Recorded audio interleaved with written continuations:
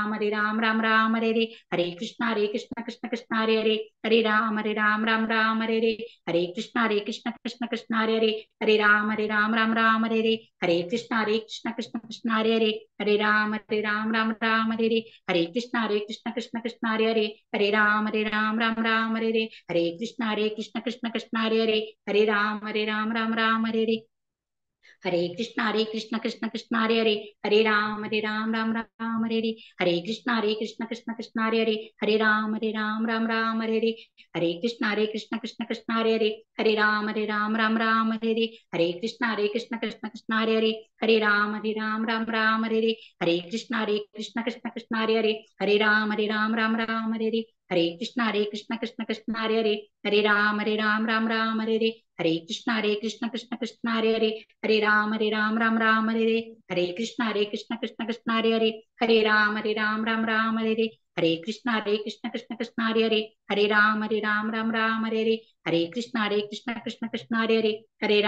कृष्ण कृष्ण कृष्ण हरे राम हरे कृष्ण कृष्ण कृष्ण हरे राम हरे कृष्ण कृष्ण कृष्ण हरे राम हरे कृष्ण कृष्ण कृष्ण हरे राम हरे कृष्ण कृष्ण कृष्ण हरे राम हरे कृष्ण कृष्ण कृष्ण हरे राम राम हरे हरे कृष्ण कृष्ण हरे राम राम हरे जय श्री कृष्ण चैतन्य प्रभु नित्यानंद श्री अद्वैत गदाधरा श्रीवासादि गौर भक्तवृंद हरे कृष्णा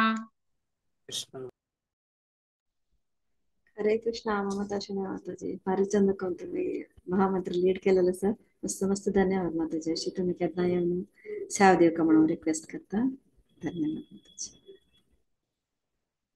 आता पंचा अध्यायावरच्या आम्ही कर्मसन्यास योग पुढच्या इतिहासाची शैला प्रभू माताजी आणि तांगेल टीम ओव्हर टू यू माताजी हरे कृष्णा हरे कृष्ण आज पंचा चॅप्टराचे रिसाइटर्स नाव हांव एक पण सांगता जय गौरांगी माताजीला सेकंड बैच असे रिसाइटर्स आसा ती 1 to 7 श्लोका हांव सांगता सर 8 to 14 राधा नायक माताजी 15 आणि 16 सहनाबाई माताजी 17 आणि 18 स्फूर्ती पै तशीच 19th श्लोक ईशान केणी 20 तुलेन 22 श्लोक तनक वर्षा नायक माताजी सांगता 23rd श्लोक शिवांश नायक सांगता तशी 24th तुलेन 29th श्लोक स्मिता नायक माताजी सांगता ती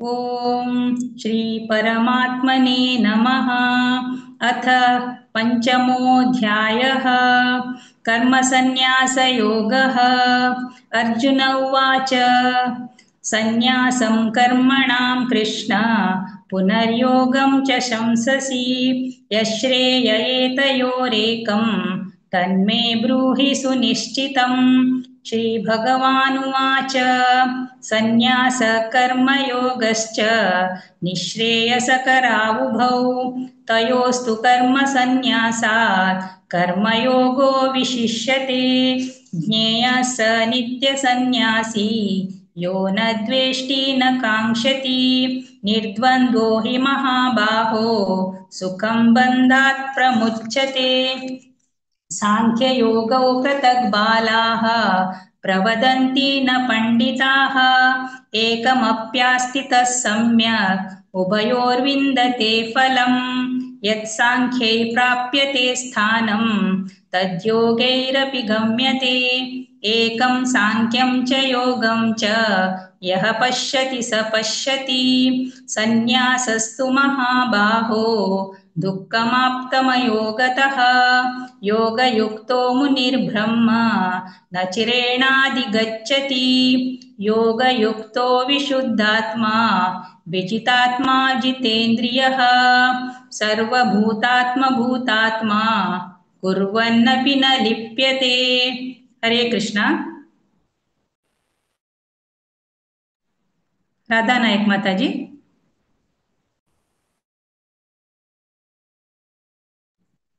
नैवं किञ्चित् करोमीति युक्तो मन्येत तत्त्ववित् पश्यन् शृण्वन् स्पृशन् जिघ्रन् अश्नन् गच्छन् स्वपन् श्वसन् प्रलपन् विसृजन् गृह्णन् उन्मिषन् विमिषन्नपि इन्द्रियाणीन्द्रियार्थेषु वर्तन्त इति धारयन् ब्रह्मण्याधाय कर्माणि सङ्गं त्यक्त्वा करोति यः लिप्यते न स पापेन पद्मपत्रमिवाम्भसा कायेन मनसा बुद्ध्या केवलैरिन्द्रियैरपि योगिनः कर्म कुर्वन्ति सङ्गं त्यक्त्वात्मशुद्धये युक्तः कर्मफलं त्यक्त्वा शान्तिमाप्नोति नैष्ठिकीम्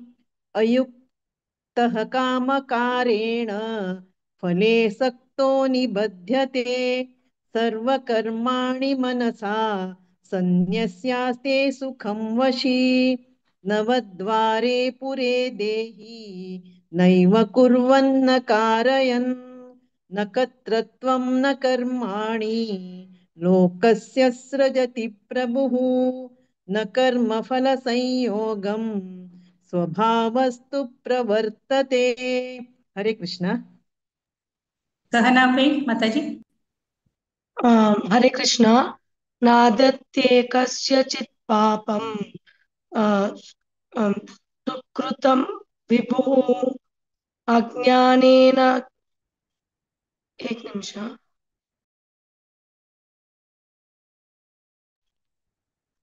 हरे कृष्ण।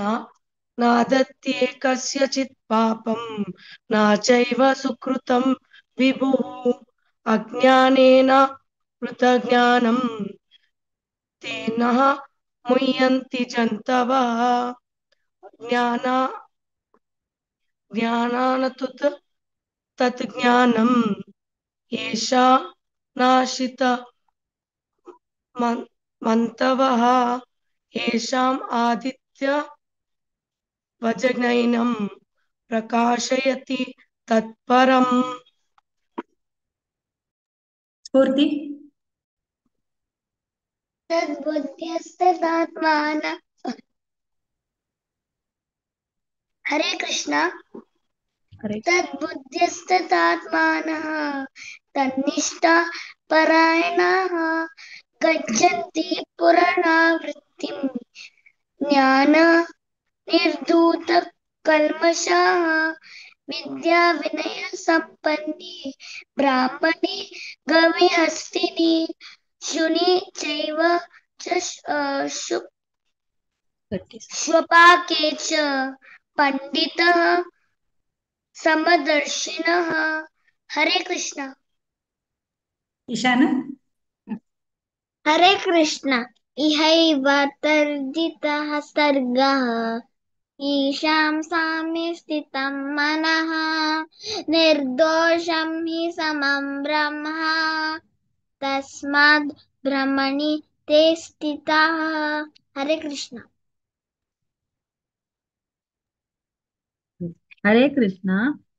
न प्रहृष्येत् प्रियं प्राप्य नोद्विजेत् प्राप्य जाप्रियन् स्थिरबुद्धिरसम्मूढो ब्रह्मविद् ब्रह्मणि स्थितः बाह्ये स्पर्शे स्वसक्तात्मा विन्दत्यात्मनि यत् सुखम् स ब्रह्मयोगयुक्तात्मा सुखमक्षय्यमश्नुते ये हि संस्पर्शजा भोगा दुःखयो न ज एव ते आद्यन्तवन्तः कौन्तेया नातेषु रमते बुधः।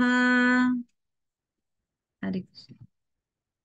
शक्नोति हैव या सोढुम् प्राक्शरीरविमोक्षणात् कामक्रोधोद्भवं वेगं सा युक्ता सा सुखी नरः।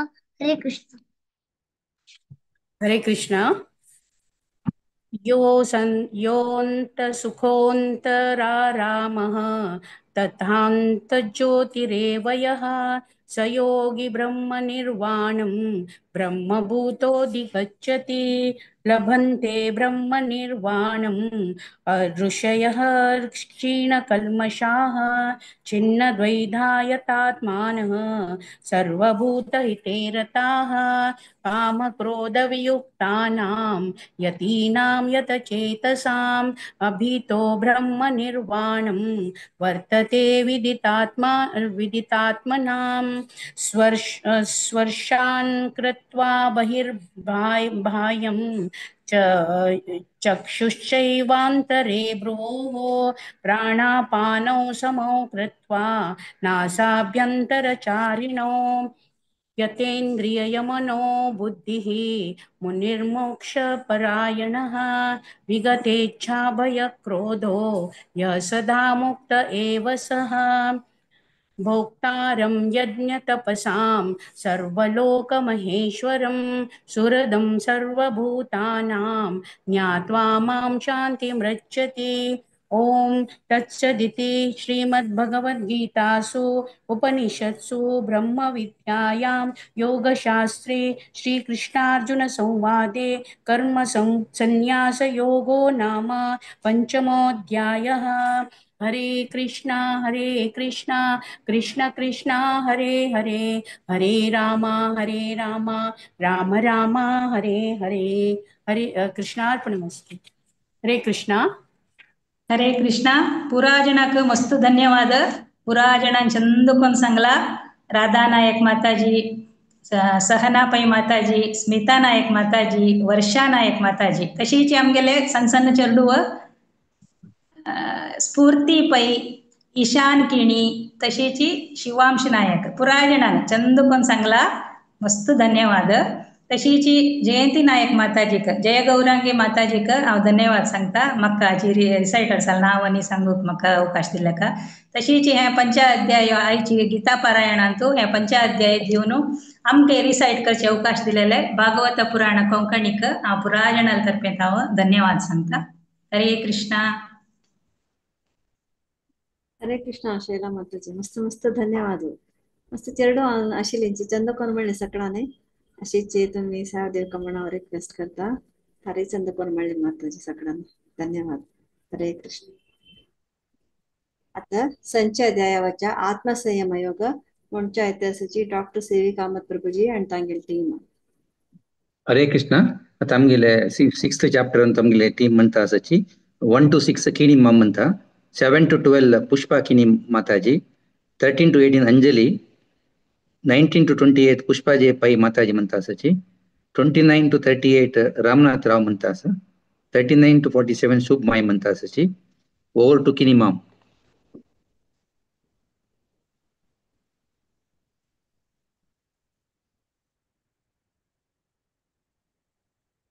किणी माम.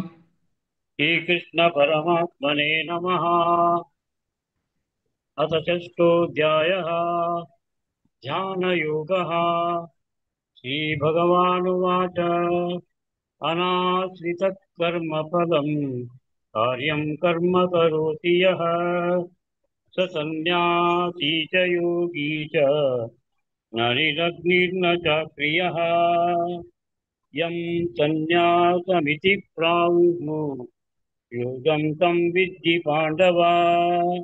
नय्यसन्न्यस्तवन्कल्पो योगी भवति कश्चन. आररुक्षोर्मुनेर्योगं कर्मकारणमुच्यते. योगारूढस्य तस्मैव शमः कारणमुच्यते. यदा हिनेन्द्रियार्थेषु न कर्मत्वनुसज्जते सर्वसङ्कल्पसन्न्यासी योगारूढस्तदोच्यते. उद्धरे आत्मनात्मानं न आत्मानं वसादयेत्. आत्मैव ह्यात्मनो बन्धुः आत्मैव रिपुरात्मनः. बन्धुरात्मात्मनस्तस्य येनात्मैवात्मना जितः. अनात्मनस्तु शत्रुत्वे वर्तयितात्मैव शत्रवत्। हरे कृष्णा। हरे कृष्णा।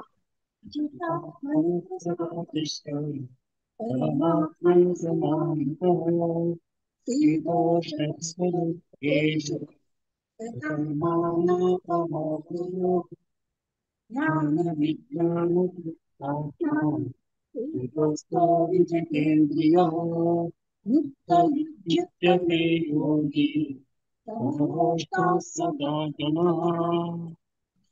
मित्रारुदासीनां मध्यस्थस्ते च बन्धुषु साधुष्यपितुकोपेषु समबुद्धिर्विशिष्यते योगी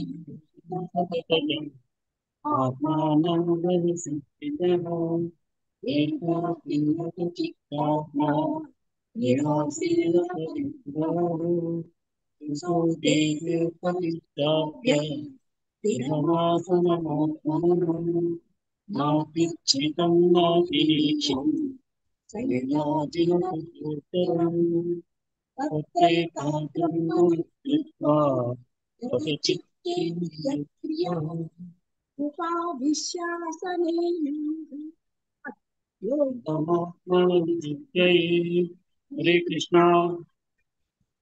समं कायति ग्रीवं धारयन्नचलं स्थिरः सम्प्रेक्ष्य नासिकाग्रं स्वं दिशश्चानवरलोकयन् प्रशान्तात्मा विगतभिः ब्रह्मचारी व्रते स्थितः मनस्संयम्य मच्चित्तो युक्त आसीत मत्परः व्यञ्जनेवं सदात्मं योगी नियतमानसा शान्तिं निर्वाणपरं मत्संस्थामधिगच्छति नात्यश्नशस्तु योगस्ति नैचैकान्तमनश्यतः न चातिस्वप्नशीलस्य जाग्रतो नैव चार्जुन युक्ताहारविहारस्य युक्तचेष्टस्य कर्मसु युक्तस्वप्नावबोधस्य योगो भवति दुःखः यदा विनियतं चित्तम् आत्मनैवावतिष्ठते निःस्पृह सर्वकामेभ्यो युक्त इत्युच्यते तदा। हरे कृष्ण।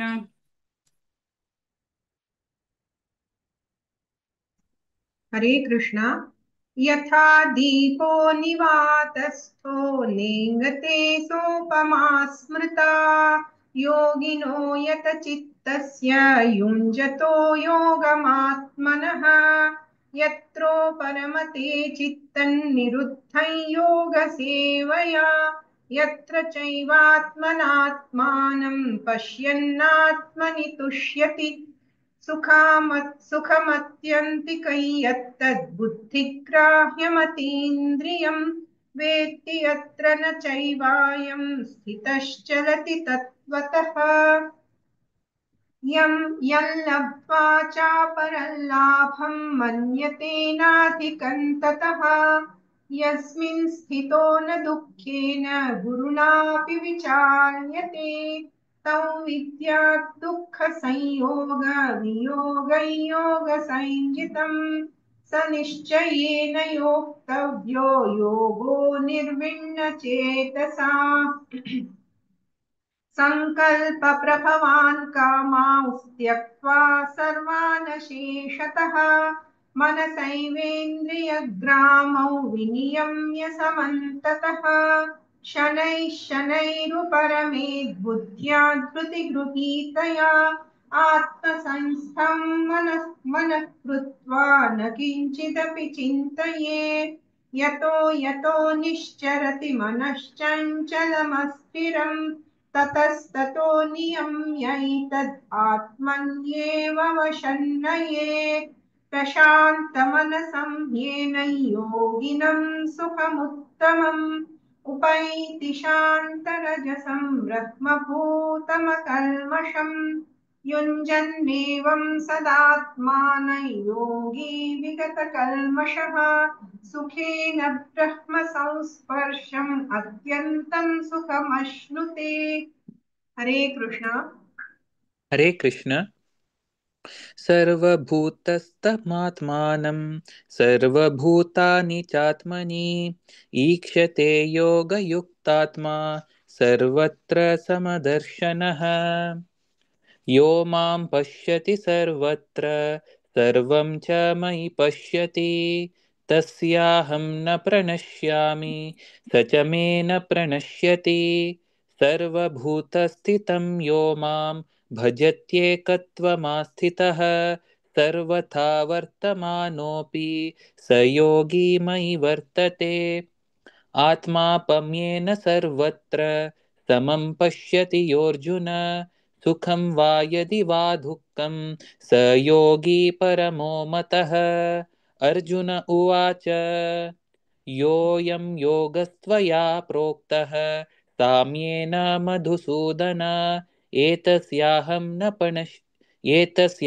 न पश्यामि चञ्चलत्वात् स्थितिं स्थिराम् चञ्चलं हि मनः कृष्ण प्रमाथे बलवदृढं तस्याहं निग्रहं मन्ये वायोरिव सुदुष्करम् श्रीभगवान् उवाच असंशयं महाबाहो मनो दुर्निग्रहं चलम् अभ्यासेन तु कौन्तेय वैराग्येण च गृह्यते असंयतात्मना योगो दुष्प्राप इति मे मतिः वश्यात्मना तु यतता शक्यो वाप्तुमुपायतः अर्जुन उवाच अयति श्रद्धयोपेतो योगाचलितमानसः अप्राप्य योगसंसिद्धिं कां गतिं कृष्ण गच्छति कच्चिन्नो भयविभ्रष्टः छिन्नाभ्रमिव नश्यति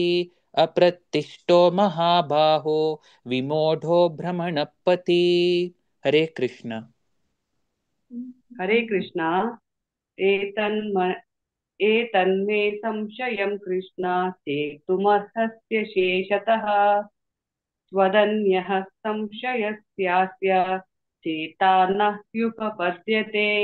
श्रीभगवान् उवाच पार्थ नैवेह नामुत्र विनाशस्तस्य विद्यते न हि कल्याणकृत् कश्चित् दुर्गतिं तात गच्छति प्राप्य पुण्यकृतां लोकान् उषित्वा शाश्वतीः समाः शुचीनां श्रीमतां गेहे योगभ्रष्टोऽभिजायते अथवा योगिनामेव कुले भवति धीमताम् एतद्धि दुर्लभतरं लोके जन्म यदीदृशं तत्र तं बुद्धिसंयोगं लभते पौर्वदेहिकम् यतते च ततो भूयः संसिद्धौ कुरु नन्दन पूर्वाभ्यासेन तेनैव क्रियते हव्यशोऽपि सः जिज्ञासुरपि योगस्य शब्दब्रह्माति वर्तते प्रयत्नाद्यतमानस्तु योगी संशुद्धकिल्बिषः अनेकजन्म संसिद्धः ततो याति परां गतिः तपस्विभ्योऽधिको योगी ज्ञानिभ्योऽपि मतोऽधिकः कर्मिभ्यश्चाधिको योगी तस्माद् योगी भवार्जुन योगीनामपि सर्वेषां मद्गतेनान्तरात्मना श्रद्धावान् भजते यो मां समे युक्ततमो मतः। ओम तत्सत् इति श्रीमद्भगवद्गीतासु उपनिषत्सु ब्रह्मविद्यायां योगशास्त्रे श्रीकृष्णार्जुनसंवादे ध्यानयोगो नाम षष्ठोऽध्यायः। हरे कृष्णा कृष्णा कृष्णा हरे हरे हरे राम राम राम हरे हरे। हरे Krishna. Hare Krishna. Amgil team Kini Mamu Pushpa Mai Anjali Pushpa J Pai Mataji Ramnath Rao Submai Push Chamkond Mulle धन्यवाद तुमका भागवत पुराण कोंकणी टीम आमका ऑपॉर्च्युनिटी दिल्याक भारी धन्यवाद माय अक्का भारती माताजी आणि विद्या माताजी को धन्यवाद thank you very much God bless. हरे कृष्णा प्रभूजी, तुम्ही तुमची टीम घेऊन येताची तुमकां मस्त मस्त धन्यवाद. लायक कोण सकाळी चंद कोण सकाळी मिळेल सर, मस्त मस्त धन्यवाद प्रभूजी. अशी थँक यू केन्ना सहकार दिवका म्हणून रिक्वेस्ट करता. थँक यू माताजी. सत्ता अध्याय वच फुडें हांव थोडे अनाउन्समेंट करता सांगता. सकाळां काय करतो सर, भगवत प्रवाह सिरीज चालू सर, सोमारा बुधवार शुक्रार 8:30 ಗಂಟೆಗೆ. फायचे सिरीज सांगतो 25th एप्रिल फ्रायडे 5 8:30 रात्री. टॉपिक असं a precious jewel and 2 pristine queens. Speaker असाची हरग्रेस ब्रजदेवी प्रिया माताजी. शनिवार ಶ್ರೀಲಾ ಪ್ರಭುಪಾದ ಲೀಲಾಮೃತ ಚಾಲ सकाळ काय ಗೊತ್ತು सर 7:30 ಗಂಟೆಗೆ सकाळी जॉईन करता म्हणून रिक्वेस्ट करता. तशीच आयतारा सकाळी 6:30 ಗಂಟೆಗೆ जपा सेशन असता. कोणाक हरे कृष्ण महामंत्र लीड करू असं जो 10 ऑफेन्सेस कोणाक सांगचे असल्यार श्रीमती शिल्पा हेगडे माताजी हांग तुम्ही नाव दिवका म्हणून रिक्वेस्ट करता. तशीच नेक्स्ट एकादशी मोहिनी एकादशी मे 8 तारीख येता. कोणाक हातूं पार्टिसिपेट करचे आसा तांणी चॅप्टर 1 to 6 श्रीमती भारतीबाई माताजी, 7 to 12 म्हाका देवेत. तशीच 13 to 18 हरग्रेस विनोदावाणी माताजी हांकां नाव देवेत. तशीच पुरा सेशन्स फुडें हरे कृष्ण महामंत्र मंच आसता. तांकां जावं ट्युनर म्हणून येता 5 मिनिट. सो कोणाक कोणा म्हणची इच्छा आसा तांणी हरग्रेस जय गौरांगी माताजी हांकां नाव देवेत. तशीच मॅरेज ब्युरो स्टार्ट केल्लो आसा सकाळां काय करता सर. हाचे डिटेल्स कोणाक जावपा जाल्यार हरग्रेस वर्जगोपी माताजी जो हरग्रेस राधिका भाव माताजी हांकां तुमी निमगो वेता. तशीच नेक्स्ट वैष्णव भजन संध्या आसा 1 मेक थर्सडे आसा 8:30 ಗಂಟೆಗೆ. चिल्ड्रन स्पेशल थीम आसा हरे कृष्ण महामंत्र. सकाळी चेडू हांकां एनकरेज करूंक पार्टिसिपेट करता म्हणून रिक्वेस्ट करता. मस्त मस्त धन्यवाद. हरे कृष्ण. हांगा संजय अध्याय जाता आणि मुखारी हरग्रीस विनोदावाणी माताजी हांनी टेक ओवर करता तुमची. हरे कृष्ण माताजी. हरे कृष्ण. बस धन्यवाद माया माताजी. ರಾಜನ್ ಏಕ ಚಾಪ್ಟರ್ ಸಂಚಿ ಚಾಪ್ಟರ್ ರಾಜನ್ चंदकोन पठन केलं. सो राजनाक मस्त धन्यवाद श्रवण करच्या तुम्ही एक भाग्य दिलं. सो आता मी 7 अध्यायाच्या ज्ञान विज्ञान योग 7 आणि 8 अध्याय या 2 अध्याय हर समुद्र मंदाकिनी माताजी आणि हांगेल टीम येत असा. सो हरे कृष्ण माताजी, दंडवत प्रणाम. हरे कृष्ण दंडवत प्रणाम माताजी. हरि बोल. आता 7 अध्याय ज्ञान विज्ञान योग संघ येता सती गायत्री कामत माताजी, पूनम किनी माताजी, गायत्री कामत माताजी 1 to 6, पूनम किनी माताजी 7 to 12, कल्पना राव माताजी 13 to 18, पूर्णिमा शनई माताजी 19 to 24, तशी मधुमती शनई माताजी 25 to 30, तशी चॅप्टर 8 अक्षर परब्रह्म योग संघ येता सती क्षमा शनई 1 to 7, प्रिया किनी 8 to 14, लक्षण्या 15 आणि 16, शोभा किनी माताजी 17 to 23 आणि लास्ट वरलेले 24 to 28 हांव सांगता. हरे कृष्णा. गायत्री कामत माताजी स्टार्ट करेत तुम्ही. हरे कृष्ण. हरे कृष्ण. ओम नमो भगवते वासुदेवाय. अथ 7मोऽध्यायः ज्ञान विज्ञान योगः. श्री भगवानुवाच मया सक्ता मना पार्थ योगं युञ्जन्मदाश्रयः असंशयं समग्रं मां यथा ज्ञास्यसि तच्छृणु. ज्ञानं तेहं सविज्ञानम् इदं वक्ष्याम्यशेषतः. यज्ञात्वा नेह भूयोऽन्यत् ज्ञातव्यमवशिष्यते. मनुष्याणां सहस्रेषु कश्चिद्यतति सिद्धये यततामपि सिद्धानां कश्चिन्मां वेत्ति तत्त्वतः.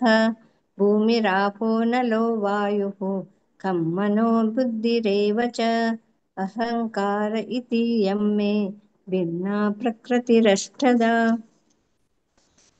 अपरेयमितस्त्वान्यां प्रकृतिं विद्धि मे परां.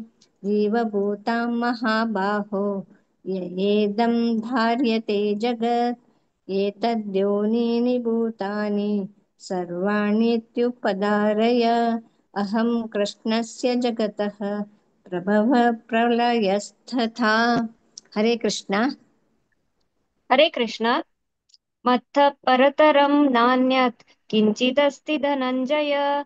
मयि सर्वमिदं प्रोतं सूत्रे मणिगणा इव रसोऽहमप्सु कौन्तेय प्रभास्मि शशिसूर्ययो प्रणवः सर्ववेदेषु शब्दः के पौरुषं नृषु पुण्यो गन्धपृथिव्यां च तेजश्चास्मि विभावसौ जीवनं सर्वभूतेषु तपश्चास्मि तपस्विषु बीजं मां सर्वभूतानां विद्धि पार्थ सनातनं बुद्धिर्बुद्धिमतामस्मि तेजस्तेजस्विनामहम् बलं बलवतां चाहं कामरागविवर्जितं धर्माविरुद्धो भूतेषु कामोऽस्मि भरतर्षभ ये चैव सात्विका भावा राजसास्तामसाश्च ये मत्त एवेति तान् विद्धि न त्वहं तेषु ते मयि। हरे कृष्ण। हरे कृष्ण। त्रिभिर्गुणमयैर्भावैः एभिः सर्वमिदं जगत् मोहितं नाभिजानाति मामेभ्यः परमव्ययम् दैवी हेषा गुणमयी मम माया दुरत्यया मामे वै प्रपद्यन्ते मायामेतां तरन्ति ते न मां दुष्कृतिनो मूढाः प्रपद्यन्ते न राधमाः माययापहृतज्ञानाः आसुरं भावमाश्रिताः चतुर्विधा भजन्ते मां जना सुकृतिनोऽर्जुन आर्तो जिज्ञासुरर्थार्थी ज्ञानी च भरतर्षभ तेषां ज्ञानी नित्ययुक्त एकभक्तिर्विशिष्यते प्रियो हि ज्ञानिनोत्यर्थम् अहं स च मम प्रियः उदाराः सर्व एवैते ज्ञाने त्वत्त्वैव मे गतम् अस्थितः स हि युक्तात्मा मामेवानुत्तमां गतिम्। हरे कृष्ण। हरे कृष्ण। बहूनां जन्मनामन्ते ज्ञानवान् मां प्रपद्यते वासुदेवः सर्वमिति स महात्मा सुदुर्लभः कामैस्तैस्तैर्हतज्ञानाः प्रपद्यन्त्यन्यदेवताः तं तं नियममास्ताय प्रकृत्या नियता स्वया यो यो यां यां तनुभक्तः श्रद्धया चितुमिच्छति तस्य तस्याचलां श्रद्धां तामेव विददाम्यहम् स तया श्रद्धया युक्तः तस्याराधनमीहते लभते च ततः कामान् मयैव विहितानि तान् अन्तवत्तु फलं तेषां तद्भवत्यल्पमेधसाम् देवान् देवयजो यान्ति मद्भक्ता यान्ति मामपि अव्यक्तं व्यक्तिमापन्नं मन्यन्ते माम बुद्धयः परं भावमजानन्तो ममाव्ययमनुत्तमम्। हरे कृष्ण। हरे कृष्ण। नाहं प्रकाश सर्वस्य योगमाया समावृतः मूढोऽयं नाभिजानाति लोको मामजमव्ययम् वेदाहं समतीतानि वर्तमानानि चार्जुन भविष्याणि च भूतानि मातु वेद न कश्चन इच्छा द्वेष समुत्थेन द्वन्द्वमोहेन भारत सर्वभूतानि सम्मोहं सर्गे यान्ति परन्तप येषां त्वन्तगतं पापं जनानां पुण्यकर्मणां ते द्वन्द्वमोहनिर्मुक्ता भजन्ते मां दृढव्रताः जरामरणमोक्षाय मामाश्रित्य यतन्ति ये ते ब्रह्म तद्विदुः कृत्स्नम् अध्यात्मं कर्म चाखिलम् साधिभूतादिदैवं मां साधियज्ञं च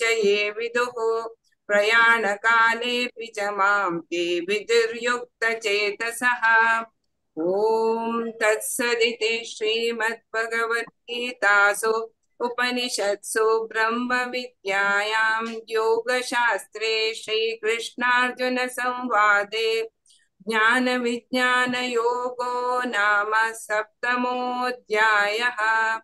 हरे कृष्णा कृष्ण कृष्ण हरे हरे, हरे राम राम राम हरे हरे। हरे कृष्णा। हरे कृष्ण। ओम नमो भगवते वासुदेवाय। ओम श्री परमात्मने नमः। श्रीमद्भगवद्गीता अथ अष्टमोऽध्यायः। अक्षर परब्रह्मयोगः। अर्जुन उवाच किं तद्ब्रह्म किमध्यात्मं किं कर्म पुरुषोत्तम अधिभूतं च किं प्रोक्तम् अधिदैवं किमुच्यते अधियज्ञः कथं कोत्र देहेऽस्मिन् मधुसूदन प्रयाणकाले च कथं ज्ञेयोऽसि नियतात्मभिः।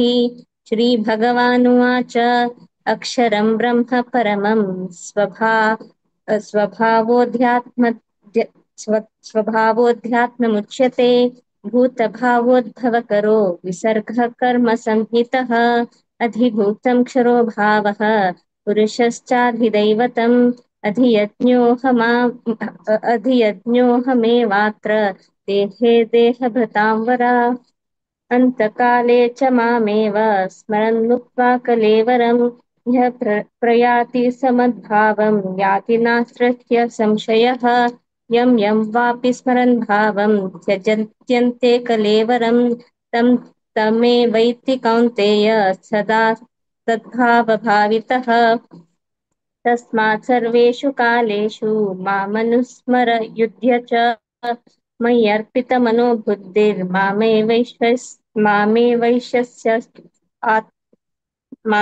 वैश्यस्य संशयः। हरे कृष्ण। हरे कृष्णा। अभ्यासयोगयुक्तेन चेतसा नान्यगामिना परमं पुरुषं दिव्यं याति पार्थानुचिन्तयन् कविं पुराणमनुशासिताराम् अनोरणीयां समनुस्मरेद्यः सर्वस्य दातारमचिन्त्य रूपम् आदित्यवर्णं तमसः परस्तात् प्रयाणकाले मनसाचलेन भक्त्या युक्तो योगबलेन चैव भ्रुवोर्मध्ये प्राणमावेश्य सम्यक् सतं परं पुरुषमुपैति दिव्यम् यदक्षरं वेदविधो वदन्ति विशन्ति यत् यो वितरागाः यदिच्छन्तो ब्रह्मचर्यं चरन्ति तत्ते पदं संग्रहेण प्रवक्ष्ये सर्वद्वाराणि संयम्य मनोहृदि निरुध्य च मूर्ध्याधायात्मनः प्राणम् आस्थितो योगधारणाम् ॐ इत्येकाक्षरं ब्रह्म व्याहरन् मामनुस्मरन् यः प्रयाति त्यजन् देहं स याति परमां गतिम् अनन्यचेताः सततं यो मां स्मरति नित्यशः तस्याहं सुलभः पार्थ नित्ययुक्तस्य योगिनः मामुपेत्य पुनर्जन्म दुःखालयमशाश्वतम् नाप्नुवन्ति महात्मानः संसिद्धिं परमां गताः आब्रह्म भुवनालोकाः पुनरावर्तिनोऽर्जुन मामुपेत्य तु कौन्तेय पुनर्जन्म न विद्यते। हरे कृष्णा।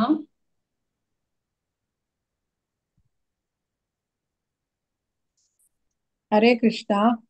सहस्रयुगपर्यन्तम् अहर्यद्ब्रह्मणो विदुः रात्रिं युगसहस्रान्तां देहोरात्रविदो जनाः अव्यक्ताद्व्यक्तयः सर्वाः प्रभवन्त्यहरागमे रात्र्यागमे प्रलीयन्ते तत्रैवाव्यक्तसंज्ञके भूतग्रामस एवायं भूत्वा भूत्वा प्रलीयते रात्रागमे वशः पार्थ प्रभवत्यहरागमे परस्तस्मात् भावोऽन्यो व्यक्तो व्यक्तात् सनातनः यस्य सर्वेषु भूतेषु नश्यत्सु न विनश्यति अव्यक्तोऽक्षरयुक्तः तमाहुः परमां गतिं यं प्राप्य न निवर्तन्ते तद्धाम परमं मम पुरुषस्य परः पार्थ भक्त्या लभ्यस्तनन्मया यस्यान्तस्थानि भूतानि येन सर्वमिदं ततं यत्र काले त्वनावृत्तिम् आवृत्तिं चैव योगिनः प्रयाता यान्ति तं कालं वक्ष्यामि भरतर्षभ। हरे कृष्णा। हरे कृष्णा।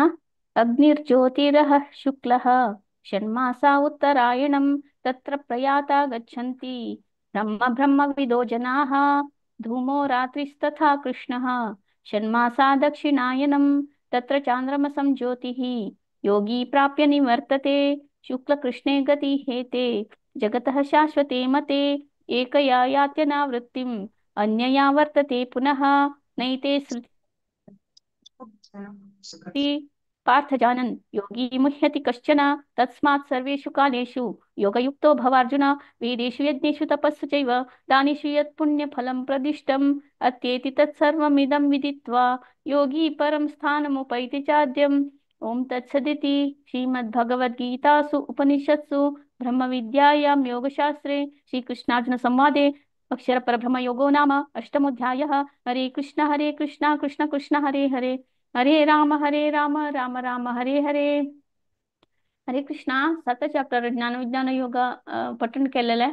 गायत्री कामत माताजी, पूनम किनी माताजी, कल्पना राव माताजी, पौर्णिमा शेणे माताजी आणि मधुमती शेणे माताजी, तुम सर्वांक अनंत अनंत धन्यवाद। प्रतिपटी चंदकोन तुम्ही चांट करता रेकॉर्डिंग पठेतती धन्यवाद। तशीची चॅप्टर 8 अक्षर परब्रह्म योग संगिले क्षमा शेणे माताजी, प्रिया किनी माताजी आणि शोभा किनी माताजी तुमको वरे धन्यवाद माताजी। प्रतिपटी तुम्ही पठण करता ती सो तशीची भगवत पूर्ण कोंकणी टीम काम एक सेवा दिली खातीर आम्ही थँक्स सांगता ती धन्यवाद सांगता ती। हरे कृष्णा। प्रणाम माताजी। Over to you. Hare Krishna. हरे कृष्णा मस्त मस्त धन्यवाद मंदाकिनी माताजी। प्रतिपटी तुमच्या टीम येता अशीची चंदारी चंदुकोन श्रवण करता पठन करता आमक श्रवण करचे भागी देता भारीच तुमच्या टीम प्रतिपटी कसने यांना बडे ट्रेंड जावन इतले बस कंटिन्यू सांगता असची सो छंदार सांगताची अशी मुखारी तांगेल सेवा कंटिन्यू करका म्हणून हांव निमून घेता। भगवत पारा कोंकणी तर्फेन हांव मस्त मस्त धन्यवाद तेमकां मनस्फूर्त धन्यवाद देता। अशी तुम्ही तुमगे सेवा कंटिन्यू करका म्हणून हांव तुमगे निमून घेता माताजी। हरे कृष्णा। हरे कृष्णा। आता आमी 9th चॅप्टर वरच्या 9वा चॅप्टर राजविद्या राजगुह्य योग आणि 10th चॅप्टर हे 2 अध्याय लक्ष्मी भट माताजी तांणी घेतला। हांगे टीम येता आसा। हरे कृष्ण माताजी। हरे Krishna. 9th chapter Samveda Sachi 1 to 5 Rama Bhat Mataji, Shanta Bhat Mataji 11 to 14, Divyakini Mataji 15 to 19, Jyoti Bhandarkar Mataji 20 to 24 day, How Sankasa 25 to 29, Shushma Kamat Mataji 30 to 34 day. Hare Krishna. Rama Bhat Mataji to men start kareta. ओम श्री परमात्मने नमः। अथ नवमोऽध्याय राज्य विद्या राज्य गुह्यो नाम। श्री भगवान उवाच इदं तु ते गुह्यतमं प्रवक्ष्यामि न सूयवे ज्ञान विज्ञान सहितं यज्ञात्वा मोक्षसे अशुभात्। राज्य विद्या राज्य गुह्यं पवित्रम् इदम् उत्तमम् प्रत्यक्षावगमं धर्मं सुसुखं कर्तुमव्ययम्। अश्रद्धाना पुरुषः धर्मस्यास्य परन्तप अप्राप्यमा निवर्तन्ते मृत्यु संसारवतर्मणि। मया तत् इदं सर्वं जगद्व्यक्तमूर्तिनां मत्यानि सर्वभूतानि न चाहं तेषवस्थिता न च मत्यानि भूतानि पश्य मे योगमेश्वरम् भूतभुन्न च भूतस्थो ममात्मा भूतभावना। ओम हरे कृष्ण।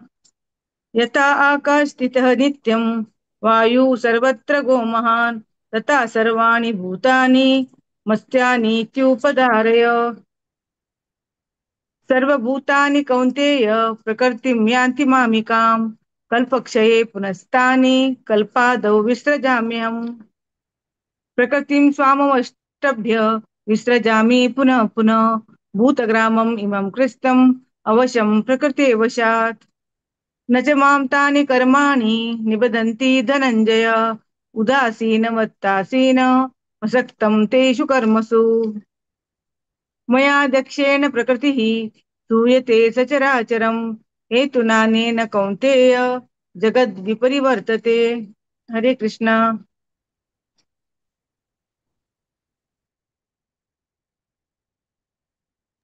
हरे कृष्ण। शुभाबाई माताजी असावा.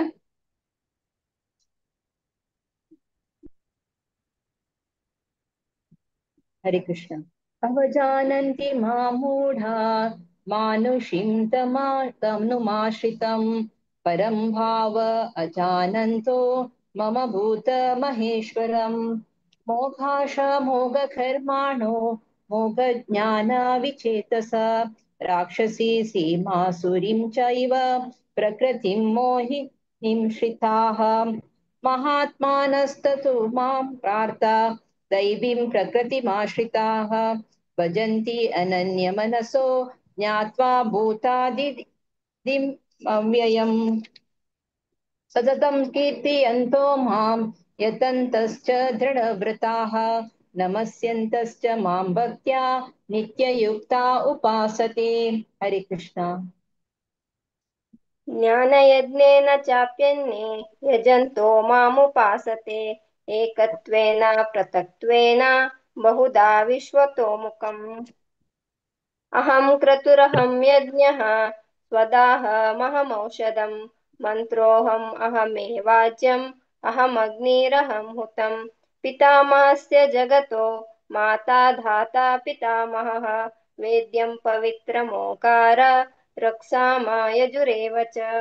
गतिर्भर्ता प्रभुः साक्षी निवासः शरणं सुहृत् प्रभवः प्रलयः स्थानं निधानं बीजमव्ययम्।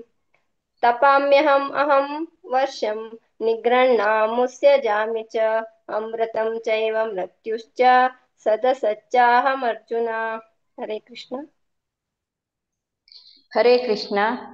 त्रैविद्यमासोमपापूतपाप यज्ञैरिष्ट्वा स्वर्गतिं प्रार्थयन्ते ते पुण्यमासाद्य सुरेन्द्रलोकम् अश्नन्ति दिव्यान् दिवि देवभोगान् ते तं भुक्त्वा स्वर्गलोकं विशालं क्षीणे पुण्ये मर्त्यलोकं विशन्ति। एवं त्रयी धर्ममनुप्रपन्ना गतागतं कामकामा लभन्ते अनन्या चिन्तयन्तो मा ये जना पर्युपासते तेषां नित्याभियुक्तानां योगक्षेमं वहाम्यहम्। येऽप्यन्यदेवता भक्ता यजन्ते श्रद्धयान्विताः तेऽपि मामेव कौन्तेय यजन्त्य विधिपूर्वकम्। अहं हि सर्वयज्ञानां भोक्ता च प्रभुरेव च न तु मामभिजानन्ति तत्त्वेनातवच्यन्ति ते। हरे कृष्ण। हरे कृष्ण। यान्ति व्रता देवान् पितॄन् यान्ति पितृव्रताः भूतानि यान्ति भूतेज्यः यान्ति मद्याजिनोऽपि माम्। पत्रं पुष्पं फलं तोयं यो मे भक्त्या प्रयच्छते तदहं भक्त्युप्रहतम् अश्नामि प्रयतात्मनः।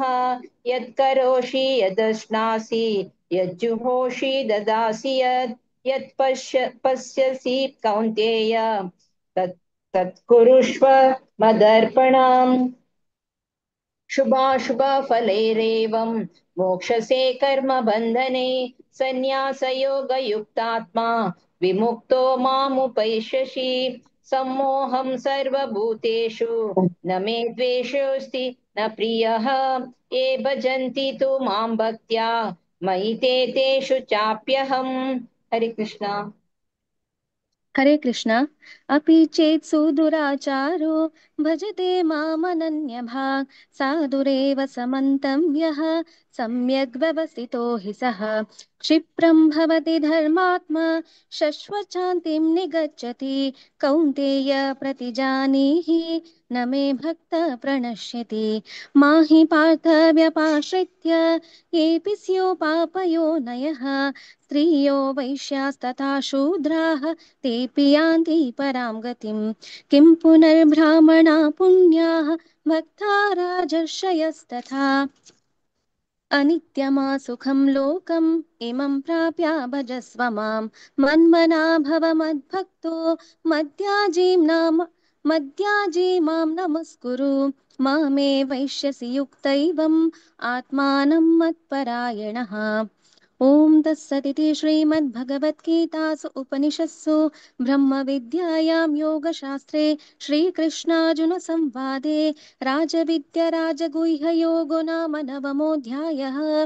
हरे कृष्ण कृष्ण कृष्ण हरे हरे हरे राम राम राम हरे हरे हरे कृष्ण हरे कृष्ण मस्त मस्त धन्यवाद रमा भट माताजी आणि शांता भट माताजी दिव्याकिणी माताजी ज्योती भंडारकर माताजी आणि सुषमा कामत माताजी आणि प्रति एकादशी ಚುಕ್ಕನಶಿ ಪಾರಾಯಣ ಕರ್ತಾची ಮಸ್ತ್ ಮಸ್ತ್ ಧನ್ಯವಾದ ಅಶಿ ಮುಖಾರ್ಯವನ್ನು ಸ್ಯಾವ ದಿವ್ಕ ಮುಣಾವ ನಿಮ್ಗೊಂಗೆತ್ತ हरे कृष्ण आता 10th चॅप्टर वरच्या हे लीड करू येता असं दैविक क्षणे हरे कृष्णा दैविक ध्वनी स्टार्ट करेना हरे कृष्णा सकड़ा के मेघे आत्मीय नमस्कारो आज ही आमका धनच्या अध्यायू पारायण करू अवकाश दिला त्यांनी आता फर्स्ट टू फिफ्थ श्लोक सांगता येतासाठी दैविक मला हवं मागिरी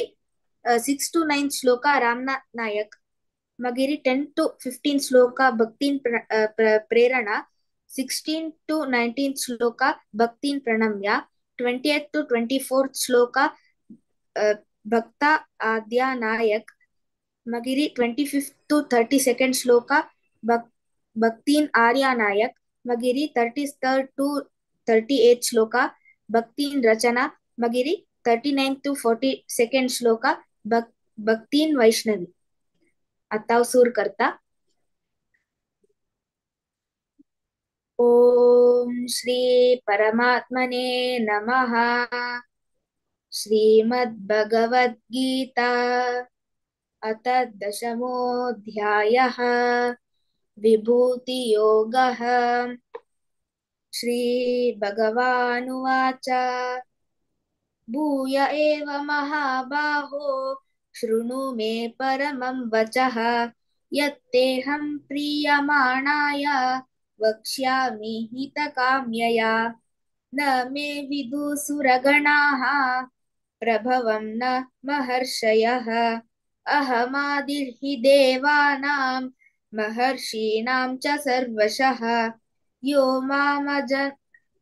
मामजमनादिं च वेत्ति लोकमहेश्वरम् असम्मूढसमर्थ्येषु सर्वपापैः प्रमुच्यते बुद्धिर्ज्ञानमसम्मोहा क्षमा सत्यं दमः शमः सुखं दुःखं भवो भावो भयं चाभयमेव च अहिंसा समता तुष्टि स्तप्तो दानं यशो यशः भवन्ति भावा भूतानां मत्त एव पृथग्विदाः हरे कृष्ण नेक्स्ट रामनाथ हरे कृष्ण महर्ष्य सप्त पूर्वे चत्वारो मनवस्थिता मद्भाव मनसा जात येषां लोक इमां प्रजा एतां विभूतिं योगं च मम यो वेति तत्त्वतः सोऽविकम्पेन योगेन उच्यते नात्र संशयः अहं सर्वस्य प्रभवो मतः सर्वं प्रवर्तते इति मत्वा भजन्ते मां बुधा भावसमन्विता मच्चिता मद्गतः प्राणा बोधयन्ता परस्परं कथयन्तश्च मां नित्यं तुष्यति च रमन्ति च तेषां सततयुक्तानां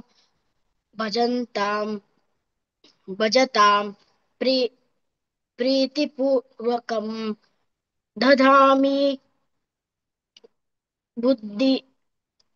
बुद्धियोगं तं तेन माम् उपयन्ति ते। हरे कृष्ण। हरे कृष्ण। तेषमेवानुकम्पार्थम् अहमज्ञानजं तमः नाशयाम्यात्मभावस्तु ज्ञानदीपेन भास्वता। अर्जुन उवाच परं ब्रह्म परं धाम पवित्रं परमं भवान् पुरुषं शाश्वतं दिव्यम् आदिदेवमजं विभुम् आहुस्त्वां ऋषया सर्वे देवश्री नारदस्तथा आसितो देवलो व्यासः स्वयं चैव ब्रवीषि मे सर्वमेतदृतं मन्ये यन्मानं वदसि केशव न हि ते भगवान् व्यक्तिं विदुर्देव न दानवाः स्वयमेवात्मनात्मानं वेतत्वं पुरुषोत्तम भूतभावन भूतेश देवदेव जगत्पते। हरे कृष्ण। हरे कृष्ण। वक्तुमर्हस्य शेषेण दिव्याह्यात्मविभूतयः याभिर्विभूतिभिर्लोका इमान् त्वं व्याप्य तिष्ठसि कथं विद्यामहं योगीन् त्वां सदा परिचिन्तयन् केषु केषु च भावेषु चिन्त्योऽसि भगवन्मया विस्तरेणात्मनो योगं विभूतिं च जनार्दन भूय कथय तृप्तिः शृण्वतो नास्ति मे मृतम्। श्रीभगवानुवाच हन्तते कथयिष्यामि दिव्याह्यात्मा विभूतयः प्रधानतः कुरु श्रेष्ठ नास्त्यं तो विस्तरस्य मे। हरे कृष्ण। हरे कृष्ण। अहमात्मा गुडाकेश सर्वभूताशयस्थितः अहमादिश्च मध्यं च भूतानामन्त एव च आदित्यानामहं विष्णुः ज्योतिषां रविरंशुमान् मरीचिर्मरुतामस्मि नक्षत्राणामहं शशि वेदानां सामवेदोऽस्मि देवानामस्मि वासवः इन्द्रियाणां मनश्चास्मि भूतानामस्मि चेतना रुद्राणां शङ्करश्चास्मि वित्तेषो यक्षरक्षसां वसूनां पावकश्चास्मि वेरुः शिखरिणामहम् पुरोधसां च मुख्यं मां विद्धि पार्थः बृहस्पतिं सेनानीनामहं स्कन्दः सरसामस्मि सागरः। हरे कृष्ण। हरे कृष्ण। महर्षीणां भृगुहरं गिरामस्मैकमक्षरम् यज्ञानां जपयज्ञोऽस्मि स्थावराणां हिमालयः अश्वत्थः सर्ववृक्षाणां देवर्षीणां च नारदः गन्धर्वाणां चित्ररथः सिद्धानां कपिलो मुनिः उच्चैश्रवसमश्वानां विद्धि माममृतोद्भवम् ऐरावतं गजेन्द्राणां नराणां च नराधिपम् आयुधानामहं वज्रं धेनूनामस्मि कामधुक् प्रजनश्चास्मि कन्दर्पः सर्पाणामस्मि वासुकिः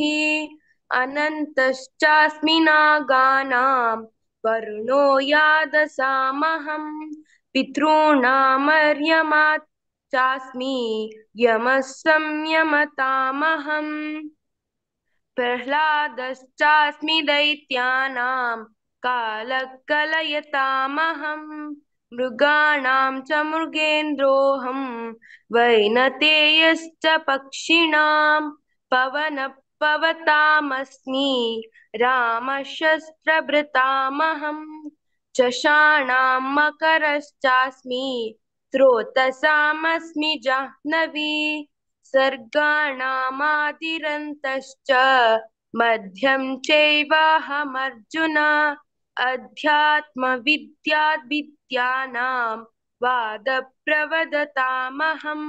हरे कृष्ण। हरे कृष्ण।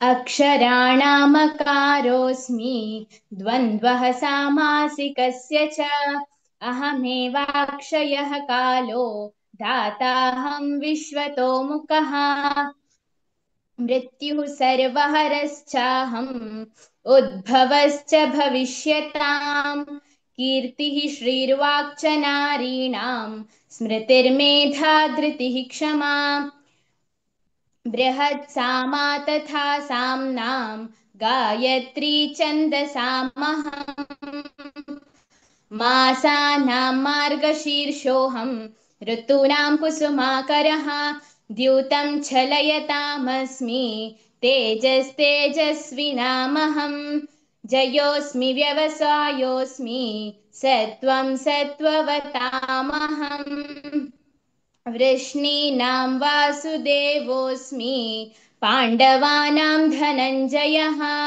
मुनीनामप्यहं व्यासः कवीनामुशना कविः दण्डो दमयतामस्मि नीतिरस्मि जिगीषतां मौनं चैवास्मि गुह्यानां ज्ञानं ज्ञानवतामहम्। हरे कृष्ण। हरे कृष्ण। यच्चापि सर्वभूतानां बीजं तदहमर्जुन न तद् अस्ति विना यत् स्यात् मया भूतं चराचरं नान्तोऽस्ति मम दिव्यानां विभूतीनां परन्तप एष तुद्देशतः प्रोक्तो विभूतेर्विस्तरो मया यद्यद्विभूतिमत्सत्त्वं श्रीमदुर्जितमेव वा तत्तदेवावगच्छत्वं मम तेजोंश संभवम् अथवा बहुनैतेन किं ज्ञातेन तवार्जुन विष्टभ्याहमिदं कृत्स्नम् एकांशेन स्थितो जगत्। ॐ तत्सत् इति श्रीमद्भगवद्गीतासु उपनिषत्सु ब्रह्मविद्यायां योगशास्त्रे श्रीकृष्णार्जुनसंवादे विभूतियोगो नाम दशमोऽध्यायः। ॐ श्रीकृष्णार्पणमस्तु। हरे कृष्ण कृष्ण कृष्ण हरे हरे हरे राम राम राम हरे हरे। हरे कृष्ण।